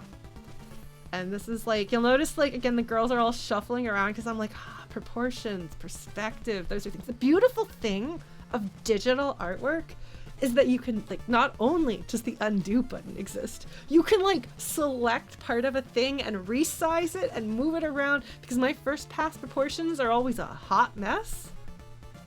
So if you look at, especially the one I had the hardest time with, if you look at the difference between early sketches, like the early phases of Peach and the late phases of Peach and like the final version, she's the one who changed the most. I had so much trouble getting her proportions right. But I eventually shuffled around. But like you can see, like sometimes like I'm like trying to figure out what the colors are. I shuffled everyone around so that you could read Hi, I'm Daisy, because I think I'm fun. You wanted people to get that. Yeah. And also if you aren't confident in the like anatomy and perspective of your art, simply add more complex detailing and people won't notice. So that's what happened with Sario's overalls. I added more detail to them. So you don't notice that. I think something's wrong there and I don't know what it is. So I did my best. And then I slapped some detail on and was like, no one will notice. It's fine. That is mixing for DoD in a nutshell. Mm-hmm. Yeah, just drown it out in reverb. It's fine. I'm a woodwind. I have to love reverb. Yeah. You acoustic players, we get it. You love the reverb. Yeah, but like especially woodwinds, we love our reverb. Oh. That's a problem. Okay. Have you ever collaborated with a harpist?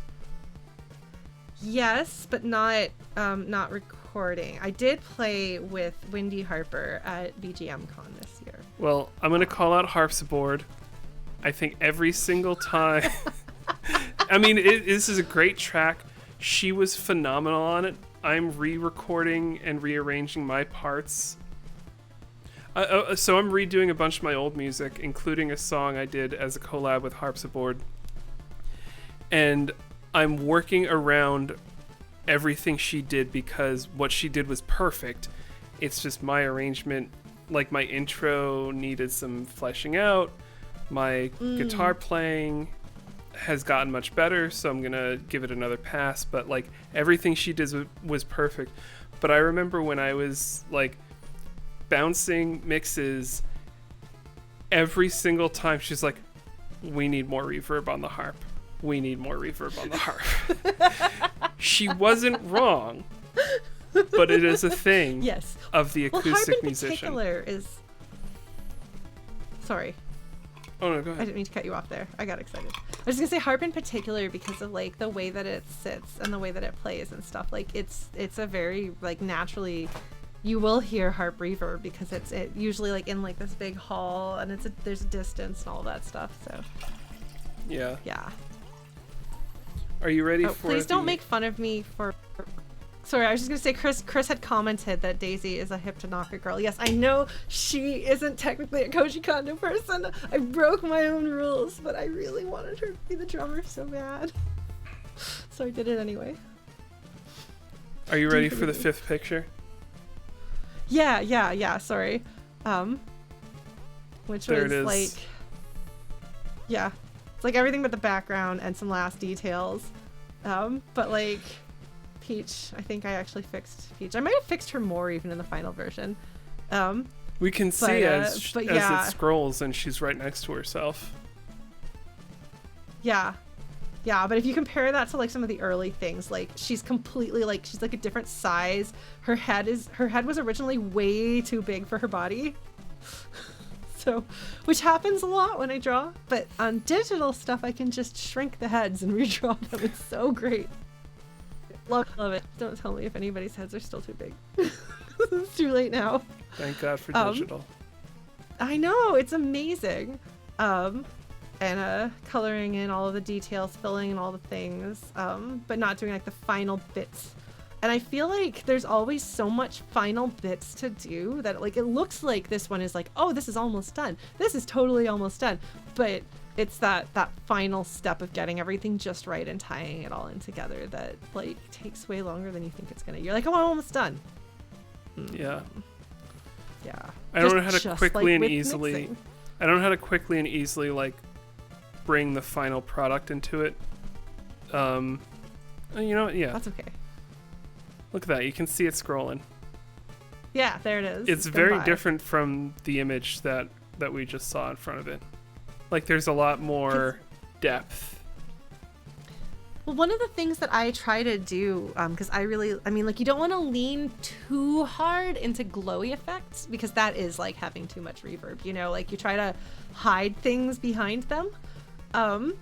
But there is something to be said for like, not only do you like shadow and highlight all of the individual characters to make them look like they're all part of the same picture, you then have an additional layer that is everybody, and you do an additional range of shadows and highlights there so that they look like they're all kind of being hit by the same light sources. And so I did some of that, so you'll notice some of that. And the light sources got added, and I was like, why not put a cool rainbow color background? Because I love that. So that's what I did for no other reason than because I wanted to. And I believe I sent you the final and then was like, wait, no, deleted it, and sent you the final and then sent you like, wait, nope, final, no, really this time, actual final .jpg. I love that actual Relatable. final. Yes. So it definitely, like, that last little bit. But I think I did all of this in like 2 weeks. So Not I was bad. really proud of myself. Not bad. I at got all. really excited about it. Like, really excited about it. Lauren, I'm But gonna. yeah, so Oh, sorry. No, you keep Yeah. going. Keep going.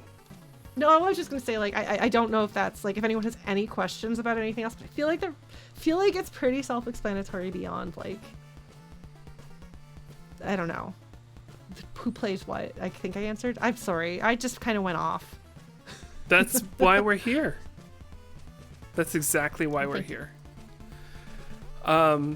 What I was just about to suggest, or what I was about to say was, I'm going to suggest a brief, roughly 4.5 minute intermission.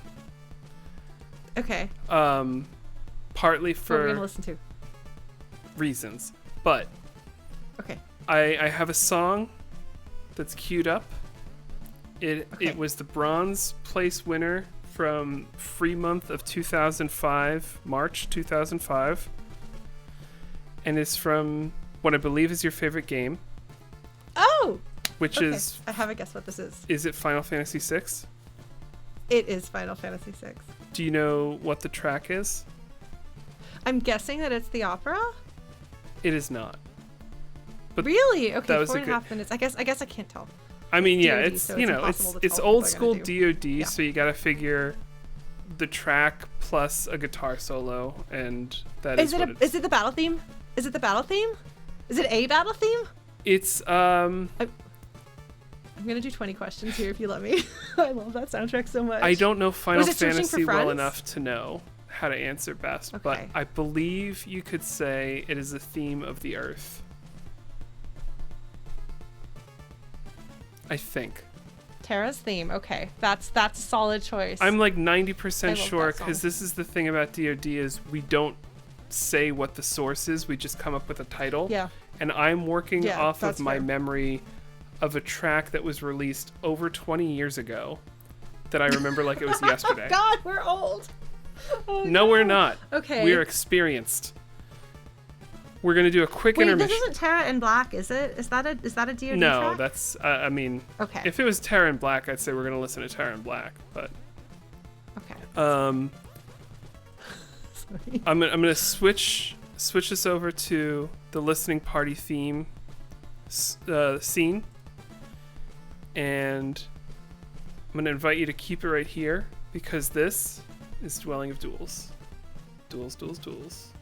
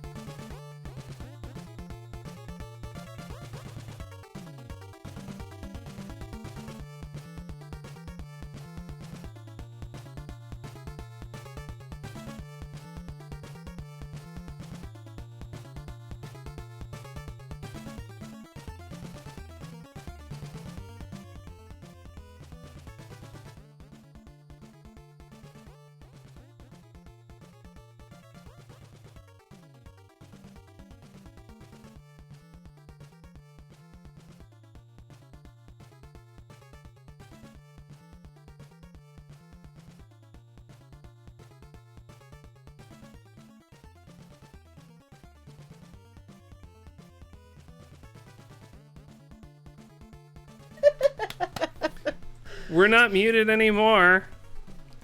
I totally didn't talk about how long it takes me to go to the bathroom.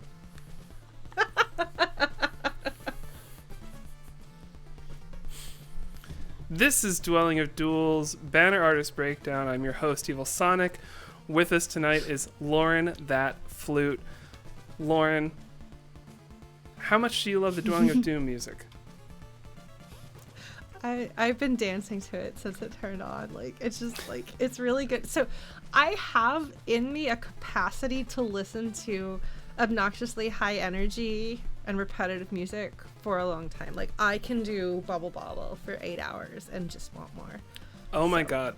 Like, Lauren, I feel like I am the composer to the soundtrack of your life, because my jam is taking 90s dance and pop tracks and mashing them up with VGM.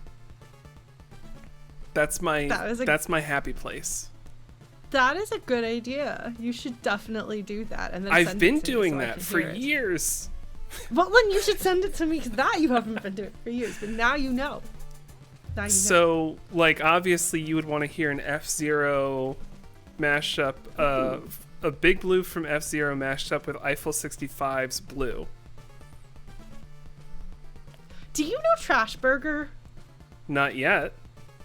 Okay, I'll introduce you to them later. They're a VGM band in Florida, and they do mashups. And some of their members used to be in Random Encounter, who had a big joke about Big Blue specifically. So I feel like that right there would like bring like tears of joy to their heart. So I will put you in touch with them, because I feel like your souls would resonate. This needs to happen. Similar kind of unhinged. Yeah, like they'll be like, you know, like 90s pop punk meets like 2000s VGM and stuff like that. Extrinsic / Verazio is gonna love that pop punk sound. And don't worry, really Chrono, fun. You're gonna hear that track on the outro. I don't think we're gonna have another intermission tonight, but when we play ourselves out, it will be to Blue level. Excellent. Oh, I appreciate that kind of like, it's like wordplay but in musical form. Excellent choice. I also did Super Mario RPG mashed up with Cotton Eye Joe, with the help of some very talented I say I did this.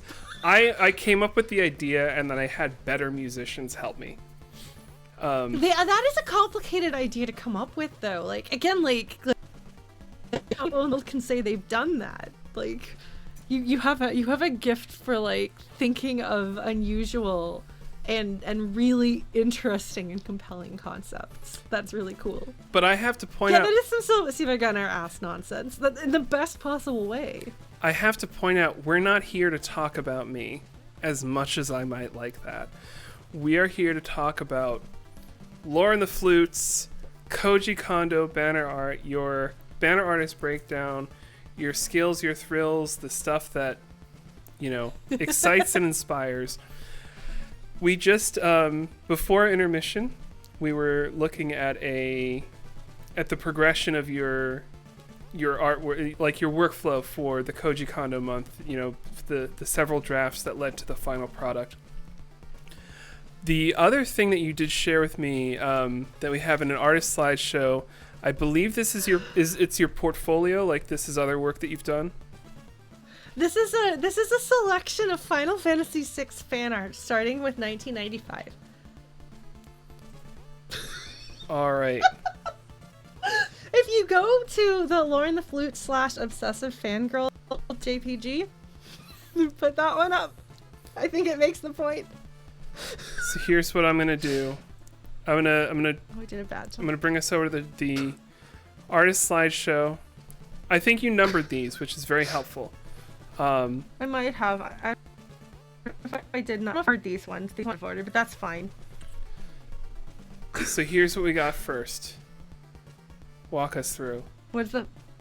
Okay, hold on. Actually, I'm not seeing the screen because my connection is being kind of dumb. Uh-oh. What are you seeing? Tell me which one it is. Is it the one that's just Sully's with the lyrics behind her? It's a lady with a sword. a lady with a sword. Oh, that's one of the new ones. Oh, I thought you guys might want to see. Yeah, so the lady with the sword, that is I should have numbered these. That would have been so smart. I wasn't smart. This is what I do with art now. Except I would color this differently because this was before I figured out how to fully colored pencil my way through it. But this is my Final Fantasy VI girlfriend. This is my favorite female character from Final Fantasy VI. Locke and Celes are my favorite characters of all time. I have written a 200,000 word plus fanfic novelization of the game that I started turning into an audio version complete with voice acting, sound effects, music, and art. I only got a couple chapters in before I got sick. But if you like Final Fantasy VI and have not yet heard the good word about how obsessed I am with it, I have a band called The Returners. I have a Locke costume that I dress as to lead my video game cover band while wearing Locke and Sully's earrings. Like, I have a problem. But this is Sully's. She's pretty. This stock photo person who I follow was like, challenge everybody. Here's a photo of me lady holding a sword with heels. Draw a picture. And I was like, there's only one character that I want to draw that this fits. And it's Sully's. So this is fun. This is my girl. This is my art now though. Like this is how I can draw as a person. This is, I think, the most recent thing that I had drawn before the Dwelling of Duels picture. So this was probably in April or March. But like I said, I only draw like a couple of times a year these days. But I've been doing art for a while. If you go to the next picture and then tell me what you see, because I have no idea what order you're getting these in. It must be alphabetical. It's alphabetical. Oh, perfect. Okay, then I can follow what's going to be next. This is the same character in Locke, drawn in the year 2000. That's literally, okay, we're going to feel really old, guys. This is literally a quarter of a century old. Jesus Christ. This piece of fan art. So you say right? Hero. Isn't that terrifying? You say Hero 2000, and I know it's not correct because it actually came later, but I think of the song from Spider-Man. Oh, but God, that was yeah, actually no, that's 2002, so it's even younger than this. But it's the same era. It's like the same era. It's fine. It's close enough. These are the Super Nintendo lyrics. It's Nickelback. Yeah, no. I actually Canada's like that favorite song, band. Okay? No. Canada's favorite band is apparently the Bare Naked Ladies, because apparently the Bare Naked Ladies have like in the US, the Bare Naked Ladies were like a one-hit wonder. We had like 2 songs of theirs maybe. In Canada, they're like an institution. They have like all these albums and they're super beloved, and like their most famous song from Canada never made it to the US, and the Canadians are so offended by this fact when I tell them. I'm gonna need it's you to hilarious. send me the discography of the Bare Naked Ladies, because I fucking love 1 Week. Yeah. And knowing that that's just scratching that's the tip of the iceberg, like a super serious concept album about domestic violence. oh my God. That's right. I can't say that's cool, but that's fucking deep. Okay, well, the Canadian chat is disagreeing with me. This is just the conversations that I've had talking with people. It's the If I Had $1 Million or something like that, apparently is the one that Canadians expect us to have heard. And I'm like, no, we got 1 week, and there's like one about monkeys or something like that I think was like kind of played on the radio a little bit, but really it was just 1 week, and like they're just like, no, that's not acceptable. That's not the right choice. So Yeah, it's been. this is what the Canadians that I've talked to about this have been most offended by. But the Canadian in chat says that there are other bands that are more beloved. That's fair. That's fair. Get us a baker's dozen of Canadians, and we're going to hash this out right here, right now, because obviously what we are here to talk about tonight is the Bare Naked Ladies' legacy across the North American continent. Incredible. I just realized that I actually, because I was trying to figure out how I could remember the name, or remember what year this picture was drawn in, but it's actually in the corner. If you look in the lower left-hand corner, there's my initials and the date 2000. So there we go. It's also, I mean, in the file name is Hero 2000, so I assume it's 2000. Well, no, but I wonder though, because I could have gotten this off of an old hard drive, or I could have found it somewhere else. So the 2000 might have been something that I added as like grown-up Lauren looking back, or something that I did at the time. Oh. I don't know. I have some memory loss issues. This comes off of my website. Also, Is it what 2000 used just to be my- sounds like kind of a nice hook, you know? It does. SimCity But, 2000. that was actually, it was actually a year that happened. It's the number that comes after 1999. So Nah, I don't and think we all so. got to worry about the Y2K. No, but so like, if you're ever like, man, art is hard and I'm never gonna get any better, I can promise you, even if you don't draw obsessively, if you keep drawing off and on for 25 years, you will get better. Yeah, it's a So, thing. If yeah. like, so this is The one next of those. picture will demonstrate that. I'm gonna show us the next picture, but like, Yeah. I still can't believe that Evil Sonic, have meddled in DoD, because like listening to the tracks I've done on my own are just like so subpar. Like if you listen to an Evil Sonic track from 2005 and say to yourself, this guy meddled one day, like that'll give you hope. You can improve. I mean, granted, we are always our own worst critics, and not always Yeah, our best but, at like, helping ourselves. But I made some really bad music. there's just pretend that the first thing that I entered in DoD back in late 2012 or whatever, just pretend that it doesn't exist. Because I didn't know that you shouldn't put reverb directly on the recorded track. I didn't know about busing tracks. That's an opinion. It was a bad one that I had, but fortunately, like, everybody could tell this is baby's first thing, and they were very nice about it. But yeah, so you learn things. You gain experience and level up. So these That's two right. pictures are identical. Yes, they're the same. This is literally the same scene from the game drawn like 20 years apart. This is The a one- fucking really cool concept of an image to show, just the side by side. I love the side by side. Yeah. I thought that'd be fun. This is one there's actually another version of this picture in the middle. So the one on the left, I drew the year after the game came out. I was in middle school. I got in trouble, and for some reason I had to be in this like tech shop class thing, and I was drawing like undiagnosed ADHD. The only times I ever got in trouble were like talking in class, drawing in class, or forgetting my homework. And so this is me drawing in class. So I that's distinctly not remember ADHD. working on that. That's Not at ADHD. all, no. Sounds like you're just a troublemaker. But yes, absolutely no. My mom was really resistant when I first like was beginning to get the diagnosis as an adult. She's like, but you weren't like running all over the place. I was like, Mom, do you know how it tends to manifest in young girls? And she's like, how? I was like, chatterboxes. And you guys have all heard me now, so like you know. This has medicated me. Oh boy. Yeah. But yeah, so that one is from like 1995. And then the one on the other side, this is actually not a recent picture. I'm not sure. So unfortunately, so I've referenced kind of having health issues. Part of that is memory loss. So I don't know when I drew that. I think it's post-college. So I think it's probably around like 2014, 2015. So I really think there's literally about 20 years between these two pictures, at my best guess. So, but it's the same scene. It's the same bridge. It's a very dramatic moment. If you're a Lock and Sally's fangirl, like, you know this moment. I've been wanting to redraw this. I've been looking up like reference pictures that I can use to kind of figure out how to get it right. And how close do I want to have it to this version of it that I've been trying to draw now for 30 years. God damn it. So yeah, I really like these. When you're like, I think this might be your favorite game, I'm like, yes, these are my favorite characters. I have a problem, and that problem is Final Fantasy VI.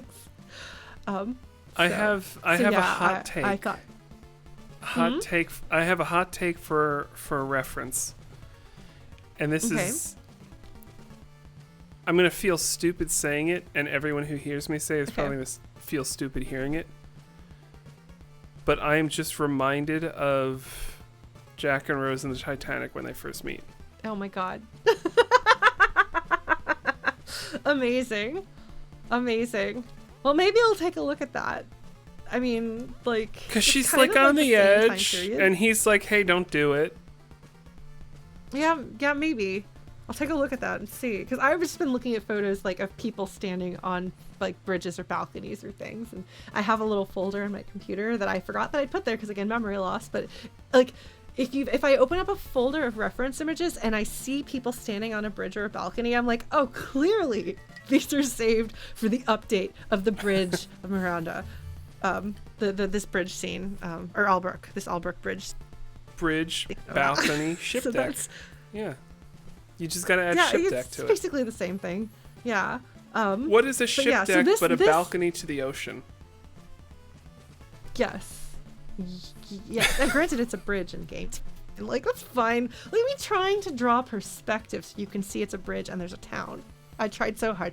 Good job, like 12-year-old Lauren. You did your best. And so that's the never give up. Your art can get better. Your art Just can keep get drawing better. for 20 years. Are we ready for And then the next. Rockstar Yeah, dancing? let's move on to the next one. Yes. Okay, so I told you I'm obsessed with these characters. So I promise, I do actually draw things that aren't Locke and Sully's from Final Fantasy VI, but I thought it was funny that I have so This much one of this feels that I was spicy. like, yeah, like- well, they're dancing. This is fan. They have a moment. They're dancing. I looked up pictures of people dancing and I was like, oh, there's some great poses. So it's a little Yeah. spicy. It feels like I don't it's know a if that's romance dancing. novel I think cover. I think that's a little more than dancing right there. No, they're definitely dancing. They're Okay. dancing. He's about to dip her, and then he pulls her back up. You know how it is, like the dip.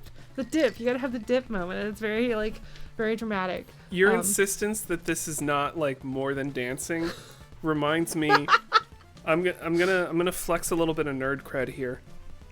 Okay. In college, I took a class called The Inklings on Tolkien, Lewis, and Oh, yeah. and I was there was at one point the obligatory homoeroticism of Sam and Frodo came up, and I went into what was referred to later as like they called it the "doesn't anyone have best friends anymore" speech. Oh no. I don't know where I fall on, which side I fall on in the scope of history. I think there are some fine points on both sides, but it's one of those things where sometimes it's a dance and sometimes it's something more. Sometimes they're just friends. Well, and these two are not just friends. They are the only canonical romantic relationship in the game. So they have an ending together and everything, and I really like them. So, but this is not a scene that occurs in the game. The other illustration is an illustration of the game. This is an illustration of the fanfic, which is a novelization of the game, but I kind of took some liberties that I didn't mean to take, but I took. But I just was like, I like this, and it gives me an opportunity to talk about the fanfic that I've been working on for 5 years, and again, 200,000 plus words. So I've got a problem. I have a problem. it's not a But it's problem. been fun because It's only a problem I if you really- look at it a certain way. Look at it a different way, and it's no longer a problem. Okay, yeah, we'll look at it differently. I will but, enable okay, you yes. on this. Yes, I will take that enabling. No, but it is really like it's one of the, like you talk about like what you did when you were surviving COVID. You listened to the entire like backlog of music from DoD. I started writing what would become a 200,000 word fanfic. So. Oh yeah, so me listening to DoD is not like the weirdest fucking rabbit hole I've ever done. I'd have but to it's think not about a it. weird rabbit hole. It's just a thing, like Perfectly normal it was just like I listened to rabbit it. hole. Yeah. Oh shit! What? No, but like this. So this is just like it's a thing that I really love and a thing that I do because it turns out that like writing, like I've said, it's like that's my favorite thing to do. Like I love music and I do enjoy art, although I don't do as much of it. But writing is like my true love. That's my absolute favorite. Whenever I like can't write because I'm having writer's block or like health issues are getting in the way or whatever, like working on this fanfic helps pull me out of it. So it's really nice, and I get to connect. I finally reconnected with the Final Fantasy VI fan community, and like it's nice. So That's awesome. Yeah. So I do write fanfic for other things too sometimes because it's nice. Because this is a thing. Actually, this is a discussion I've seen people having online recently, which is like the idea of monetizing our hobbies. So some cosplayers whose parents are like, "Why aren't you monetizing your hobbies?" And like, I have like a master's degree in fiction writing. Like this is my field, my career, my everything. And so sometimes my family or my friends and people are like kind of like, "Why are you writing that fanfic stuff? Like you can't like publish that. You can't get like." Famous. You can be like a real writer with that. I'm like, yeah, but it's fun. I've got to say, like the VGM stuff is fun too. Hearing those comments, I don't know if there's anything I can say other than fuck that noise. Yeah. No. If Jackie were here in listening to this right now, she would say like she would cackle and eye roll so hard at the monetize your hobbies thing. I have a relative who married somebody who is not great, and he would always talk about monetizing hobbies, and it was just like a thing. Like if she was knitting a sweater for herself and he'd be like, "Oh, how much could you sell that for?" And it's like, no, that's not what this is fucking about, Doug. Just shut the fuck up. Yeah, no. Obviously, we're here talking about like... the banner artist breakdown. no, but I gotta circle back. But it is relevant because, like, art is a thing that I do for fun. It's not my career. I don't know if it ever could be. Probably not. But like. I take commissions sometimes, and they're ones that I want to take for fun, because it's enjoyable to me. When we make video game music, like there are people, and like I have, I've worked for a video game music label before, like, and I've had video game music adjacent like career stuff. But like making stuff with my band is for fun. Like that's not my career. And there are people who do that and they make it their career, and it's possible, but that doesn't mean that there's anything wrong with what we do. Exactly. Like DoD is people having a good time. That's so important. This is the stuff I do when I want to check out from my day job. And I have a day job, like I work in the financial services industry. There are rightfully lots of rules and regulations and oversight about how I am compensated, because if like it could be one of those quid pro quo things where if I'm getting paid by somebody and yada yada yada, I have to disclose that. So I am super thankful for the fact that like it's really hard.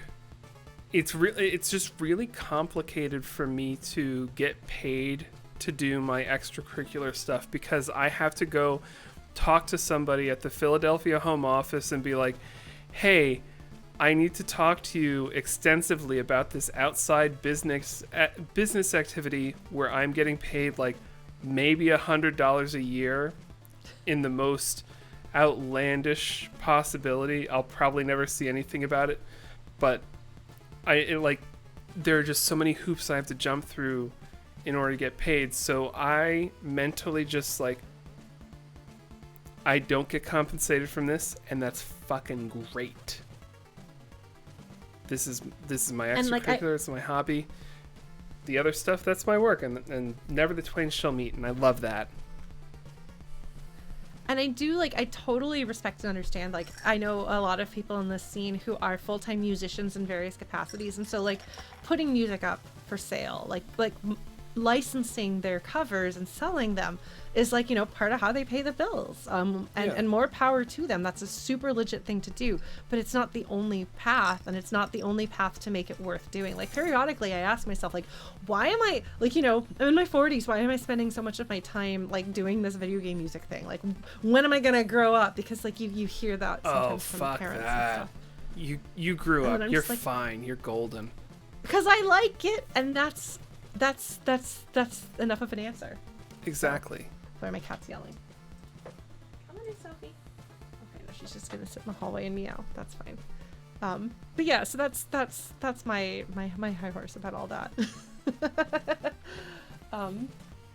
So it's relevant. It's relevant and timely. And I think that was one of the questions you said you were going to ask. And it was like, am I a professional? And like, no, I'm not. And that's for me, that's great. I like having hobbies, and sometimes monetizing them, it feels like a fun opportunity, and otherwise not. So yeah, it's a good way to be. It's a good fun I know thing. we're getting close. We're getting close to 10. We probably ought to wrap it up. I'm guessing. I'm sorry. I know I. No, it's fine. I mean, we're going at a good pace. We've covered the art stuff. We've covered what you've done for the banner. This is the we have on the screen the 5th of 5 from your portfolio. Okay, yeah. I can Yeah, tell and I probably by should looking at this. something. This is from 2022. Yes, I know. It's very nice. I'm really glad whenever past Lauren like actually put the date on this. This is also from my fanfic illustration. I'm sorry. I don't have that much art from the past few years. Because like other than drawing like occasional mermaids for Mermaid and stuff like that, or like commissions for friends that are like them and their loved ones or something that I don't feel comfortable sharing, like I don't have that much art from the past 5 years. And so I thought it was also, I wanted to have somebody or something that wasn't, and everyone likes Terra. This is Terra, but like in her Esper form, and that's Realm. They're flying out of the fire, the house that's on fire in Thamasa, because that's a thing that's actually sort of a thing that happens in the game. But yeah, no, like I don't do art all that often, and that's okay. Like it's enjoyable when I sit down to do it, and I'm like, oh, I should do more of this. But I don't know. There's not a right or wrong way to do it. Yeah, no, I think, and sometimes people are like, wait, I didn't know you drew. That's always fun. Everyone draws. Everyone could draw. Well, the thing is, people get told when you're kids. I'm sorry, I'm gonna go off on a tear. I'm gonna keep this. I'm gonna keep this. Do it. People get told in school when you're growing up, like, these kids are good at art. Wow, that kid's so good at art, and you internalize, I can't draw. Like, drawing and singing and doing stuff like that's just like a normal human thing to do. And you don't have to be like so good you're going to be like in a museum or performing professionally or whatever for it to be worth doing. And I hate that it's like you're only allowed to do it if you're good at it. Like, I mean, again, you will get better if you keep doing it like long enough. Like, some improvement will happen. But even if it doesn't, like, you can still do it anyway, you know? Yeah. So I find that deeply frustrating. Like, I don't think of myself as an artist in that I haven't like dedicated myself to it, and so that's not like my identity. But I draw. I'm an artist. I can draw. Like, and that doesn't mean that I'm good at drawing. It just means that I draw. Same with any of these hobbies. It's like when people will be like, "Oh, well, I'm not really a musician," and I'm like, yes, you are. It's the humanities. You're a musician. It is the humanities. It is the thing that makes us what we are. It is how, you know, if you go so like, this is sleep deprived, few drinks in, Mike talking right now, but like it's how we banged rocks together in a rhythm. Yeah. And yeah, we plucked strings that had a pitch and we took it from there. It is what makes us different from the beasts or whatever. I don't know. Yeah, well, it is like, and it is, I think it's like criminal that people get that taken away from them as kids. And then like, if you want to come back to any of this as an adult, it is harder because you're more self-conscious about it, and you think like, oh, but I should be able to do this because the people who never stopped are like further ahead. And when you're a kid and you don't know what you're doing and you're just kind of messing around, and what you draw doesn't necessarily look like what you're trying to draw, like, you don't think anything of it, and nobody around you thinks anything of it because, like, yeah, like, kids are still learning, and we assume kids are still learning. But when you're an adult, people don't necessarily always extend you that same forgiveness for it, and more importantly, you have it in yourself to not give yourself that same forgiveness for it. And you are self-conscious. It's you really have sad. that, like, yeah. You feel like you've got the spotlight on you. You have to be doing X amount well. So this, you go first.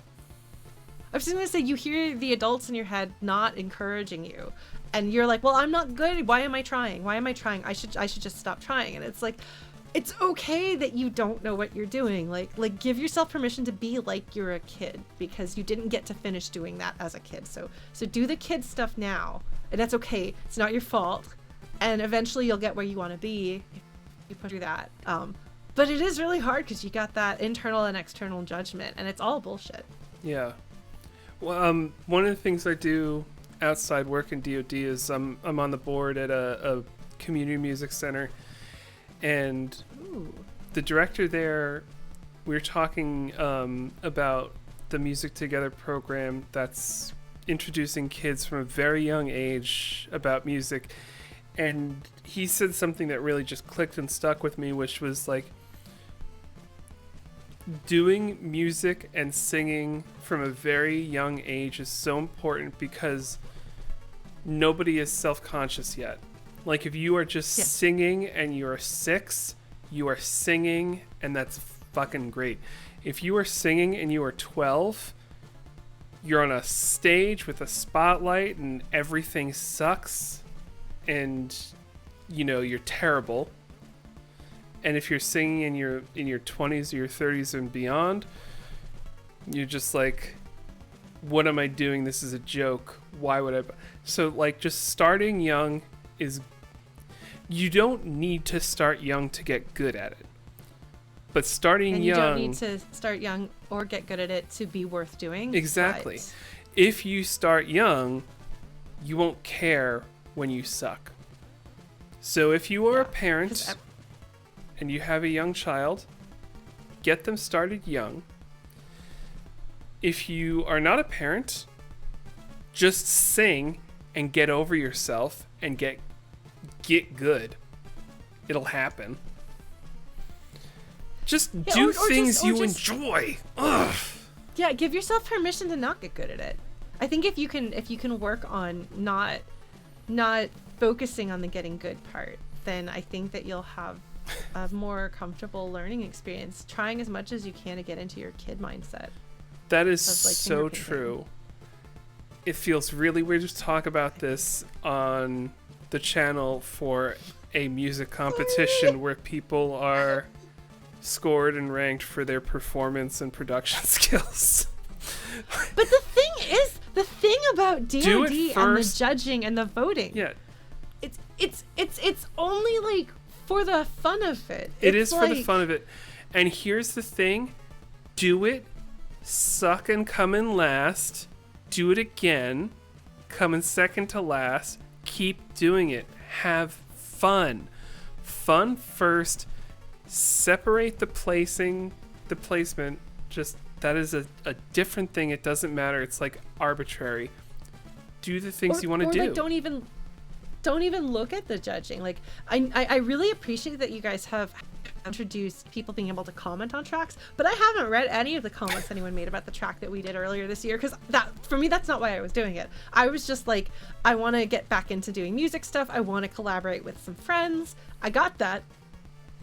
I can check off exactly what I wanted to accomplish. That is awesome. And that's good. That is awesome, and that is great. That's okay. The reviews are a very big thing. So sometimes it depends on what you're looking to get out of it, because sometimes, like, if I'm entering because I want to become a better guitarist, there's almost nothing that I can really gain from reviews, because my path is I need to practice and get techniques, and that's really hard to get from like a written review. This might be a hot take. I might be totally wrong. You feedback. But like performance, I mean, it depends. It's It depends. Your technical performance. Sometimes somebody might drop the gem, like, you know, if you're a singer, do this exercise before you start, or whatever. But I feel like the DoD reviews are really geared towards mixing. Okay. I'm going to let somebody jump in and tell me I'm wrong, because right now I'm just kind of like on a spiel. But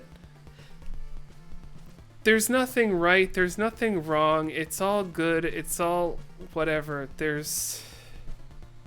We are just this nerdy little corner of the internet.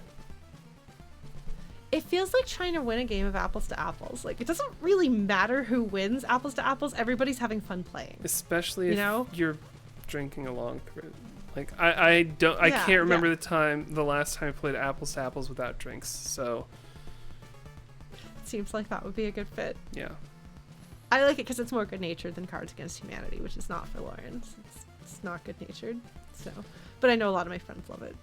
Apples to apples is fun with friends. Cards Against Humanity is fun with my parents. Gosh. I have weird parents. Oh man. My parents are very different people from each other, so. Oh man, all right, Chrono. You've told me about that one. I know what that one is. You've told me about it. But yeah, sorry, I'm going off on all sorts of tangents. This is fine. This is good. We've covered the stuff we need to cover. Everything else is just gravy. So like, we've been going for 2 hours. This is twice as long as like the target, but it's also like, I feel like I feel good about what we've been doing here. I haven't seen a whole lot of comments of people yelling at us to stay on topic or to do whatever. I mean, honestly, like, we're not PhD, we're not experts in our field or anything. Like, if people are tuning in, they know it's to hear us talk. So if you came here expecting to learn like quantum mechanics, then that's on you. Can't help you there. I'm not gonna take responsibility for that.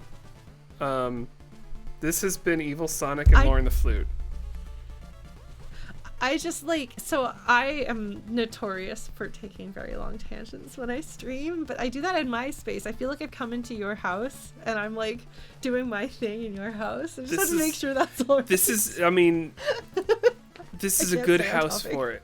This is a good house for it. Okay. Well, thank you. Thank you for both inviting me into your house, and thank you for inviting me to be like part of like the cover art people. Like, I feel like I'm like part of like the illustrious history of those who've contributed to the Dwelling of Duels. You exist in a spreadsheet now. Ooh, I'm in a spreadsheet. That's how you know you're a real boy and girl. Oh man, no, but it is really cool. Like, it's cool to see how the community's grown, and it's cool to be part of it. And I'm excited about being able to do more music with you guys. I did try playing flute last weekend and was really, really like my heart palpitations and had to like lay down after 15 minutes. So I can't play flute yet, but I will get back into it when I can. So yes. Take care of yourself first and foremost. Like, recovery thing. It's one of those things where I love the enthusiasm around DoD, and like I love when people get excited about it. But I hurt slightly a little bit when someone feels like, oh, it is a bad thing that I couldn't do it. And I want to give everyone permission to let yourselves off the hook. I know this is a little bit different. Like, yeah, there's a difference between the physical and the physical recovery process versus the I'm never gonna be good enough. Like, I've been I have lived in both places, but my credo, my motto, I want to get this engraved and put on the wall in front of me here. As far as DoD goes, there is always next month. Yes. No, but that's a beautiful sentiment. Like, when I'm like, oh, I missed it. Well, that's okay. I'll try again. It is nice. It is seriously like, there was a period a few years ago where like I was very like devoted to submitting at least one, ideally 2 mains, and at least 2 or more alts every month. And I had that streak going for a very long time. And there were some months where I was feeling it. There was some months where I felt like I was just kind of there.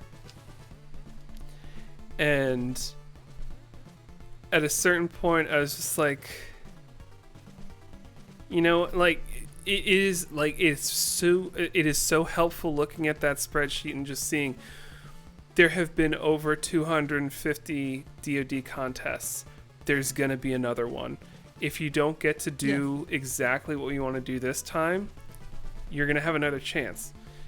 If you didn't do it exactly the right way, you take what you learned from this time and you apply it to the next one. There's so much beauty and love from the idea of there's always next month. Yeah. Well, I mean, I think that's actually just a really good philosophy and mindset to be able to bring to creating stuff, because there's so much like FOMO about various opportunities that people have, and like I've had to miss out on so much because, for anyone who doesn't know, like I had surgery a few months ago and it has taken a lot longer than I anticipated to recover, and so I'm like, I can't do these things. I want to do these things. Life goes on. There will be another opportunity. It's fine. You can let it go. You didn't get this one. You couldn't join in this time. There will be more. Yeah. And that's, I think, really healthy to remind ourselves. Lauren, I feel like we are at a natural like conclusion of tonight's stream. I also feel like there's a bunch of stuff that we had talked about when we did our tech check that we haven't touched on. I don't know how much of that you want to go in. We've touched on a lot of it. I think we've done a pretty good job covering things. Yeah. Like I don't know there's all that much more that I need to say. I mean, does anyone have any questions about anything? I'm happy to try to answer, but otherwise, like, I feel like we've done a good job of flowing, like the conversation has flown. Flown and flowed are two different verbs, Lauren. Pretty naturally. I think we've covered the bases eventually. And other things. We got deep. Love that. We did what we came here to do. We did what we came here to do. Yes. I'm like, I don't know. I don't know that I have that much else to say, except like, keep in touch. Keep making music if you make music. Keep making art if you make art. Keep doing this stuff that I'm LaurenTheFlute everywhere. So. Yeah, keep doing the stuff that you enjoy doing. Do it. If you want to get better at it, keep doing it and it'll happen. If you want to have fun, keep doing it and have fun. It's literally that easy. Yeah, like I've recently, like within the past month or so, started making jewelry, and it's super fun. And like I don't know what I'm doing. That's really cool. Do you have any you want to show off? Oh my god, I could show some stuff if you really want. Do it. Do it. Sorry, I mean I don't have to. I'm really excited because I haven't picked up a new hobby in many years, and I have several creative hobbies. But here, hold on, just a sec. Sorry. While Lauren's getting that jewelry, I'm going to talk about... I don't actually have anything to talk about. I'm going to conspicuously drink this water. Oh god, there's so much. This is a pretty solid travel mug. I'll be quick. It's Hi. from a health insurance company. Sorry. Yeah, no, just like, but I'm out of control. Oh, also, like, I can't love really it. do anything else. So here's like a bunch. These are all like, there's like a lot of pride flags over here, and then just miscellaneous other things. And then I also made like here's like a necklace and a bracelet. I'm like, I don't really know what I'm doing. So this is too big and this is too small. I'm gonna have to redo them. This one's really pretty though. I was proud of this one. Look at that.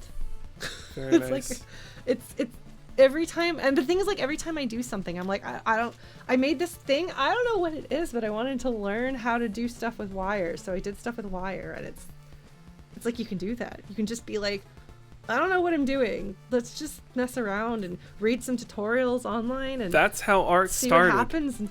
The first Cave drawings totally were okay. someone putting rocks against stone and looking up online tutorials and moving their hands around. It took me a moment. It's like, wait. But no, like, seriously, there's a lot of information out there. A lot of people who are more than happy to, like, give you, like, personalized tips based on what you've been working on, too. Like, it's great. That's what And it's so fun to have a thing where I'm like, I don't know what I'm doing, and I'm allowed to just dive on in and not know. That's what I love about DoD 2 is that, like, there's the sharing of knowledge. It's workshop first. It's the sharing of knowledge, and here's how you improve it. Before that, like, it's not that competition, I'm gonna hoard my secrets because I want to win thing. It is very much a which is such an British Bake Off mentality of we help each other, we share what we know, and the prize isn't like, $25,000. It's whether it's an ISW plugin or that glass cake pie tray, the cake tray. Yeah.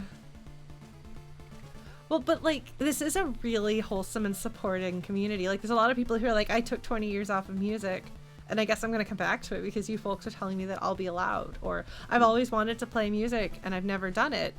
And now I'm starting to because you folks answer my questions. I knew nothing about mixing or recording or anything, and now I know enough to like get by and do okay. Because specifically members of the VGM community answered a lot of questions and held my hand and walked me through things and mentored me. And it is amazing what you can pick up on if you have people who are more than willing to help you. And there's a lot of folks in this community who do that. And I love it. And I try to pay it forward when I can, which is nice. I've explained mixing mini flutes to people who are flutes who are trying to figure out how do you have like 12 flutes and I can hear them all. And I was like, let me tell you this thing that I learned that I'm super happy to share. Is it EQ, compression, and panning? It's mostly EQ, actually, is what I do with the flutes. There's not as much compression necessary usually. Okay. But yeah, I try not to rely on panning, but I do use it. If you've got a lot of flutes, like, you gotta have some panning in there, I figure. Yes, you do. You definitely. I pan them, but I want to make sure that you can hear them apart even without that, because that's what the tutorials online and the people that I've heard talk about it say that's the ultimate goal. It's like doing value studies in grayscale with art. To get a better sense, like if you can make things distinguishable without having color differences, where it's just the value differences, like how dark or light something is, and you can tell those things apart. Then that carries over into making your color pictures clearer too. So. Yeah. I mean, also, like, with music especially, we listen to things in such a different way than how people listen to music when the fundamentals were being developed. Like, we're not like sitting in a chair with speakers that are perfectly aligned and pointing in the right direction. Sometimes we're listening on an iPhone speaker or headphones or earbuds or whatever the hell else, and that's all going to sound different. Well, it's I like hearing about like when you have an engineer who's been working on an album for you, or if you're mixing a track or whatever, like the more environments you can listen to it, like listen to it in the car, listen to it on headphones, listen to it while you got noise, listen to it in your ideal studio environment, all of these things, and pick up on different things will jump out at you differently because people are going to be listening to it in those different environments too. Yeah, no, that's a good point. That's a good point. I try to do that my best. Lauren, do you have anything else that you'd like? Oh, well, here's another question I got for you. Okay. Is there any theme, character, concept that you'd want to draw again the next time if you were to do another DoD banner? Is there like your ideal feature? Like, what is the thing that would make you raise your hand and say, yes, I want that. Me. Please give me an excuse to draw Final Fantasy girls in a rock band. Somebody was commenting about that in chat, and I'm like, oh, I would love to do that. I think or JRPG characters or something like that. We had Yumatsu month in 2019. No. It's like just long enough that it's not impossible to happen again, but it's also like, of all the things we do Reduxes for, I would let me draw do a Darren Korb month. Let me draw the Supergiant Games characters. Give me an excuse. There are people who are better artists at this who would be a better fit probably, but I would love to have an excuse to draw Red and Zagreus. That would be so amazing. And I guess the character Sebastian can come too, and I guess I should probably play Pyre one of these days. Darren Korb, I don't know. Supergiant. It's so good. Also, Well, there's so many canonical vocal tracks on those soundtracks too. So good. and that's your wheelhouse. They're good. Yeah. No, I love. I did do a song from their games at VGM Con in my set, and I had a couple of singer friends sing with me. It was great. Nice. So much fun. I think that's everything we've got for tonight. I did promise Chrono that we would listen to Blue Level, so I'll have that Yay! be what plays us out. So just remembering that DoD is a monthly competition, and I should probably remind everyone, submission deadline is a week from tonight, 8 p.m. Eastern on Thursday, August 28th. The listening party is going to be Friday, August 29th at 8 p.m. Eastern. Koji Kondo month, you still have time to come up with an idea and an arrangement and record it and mix it.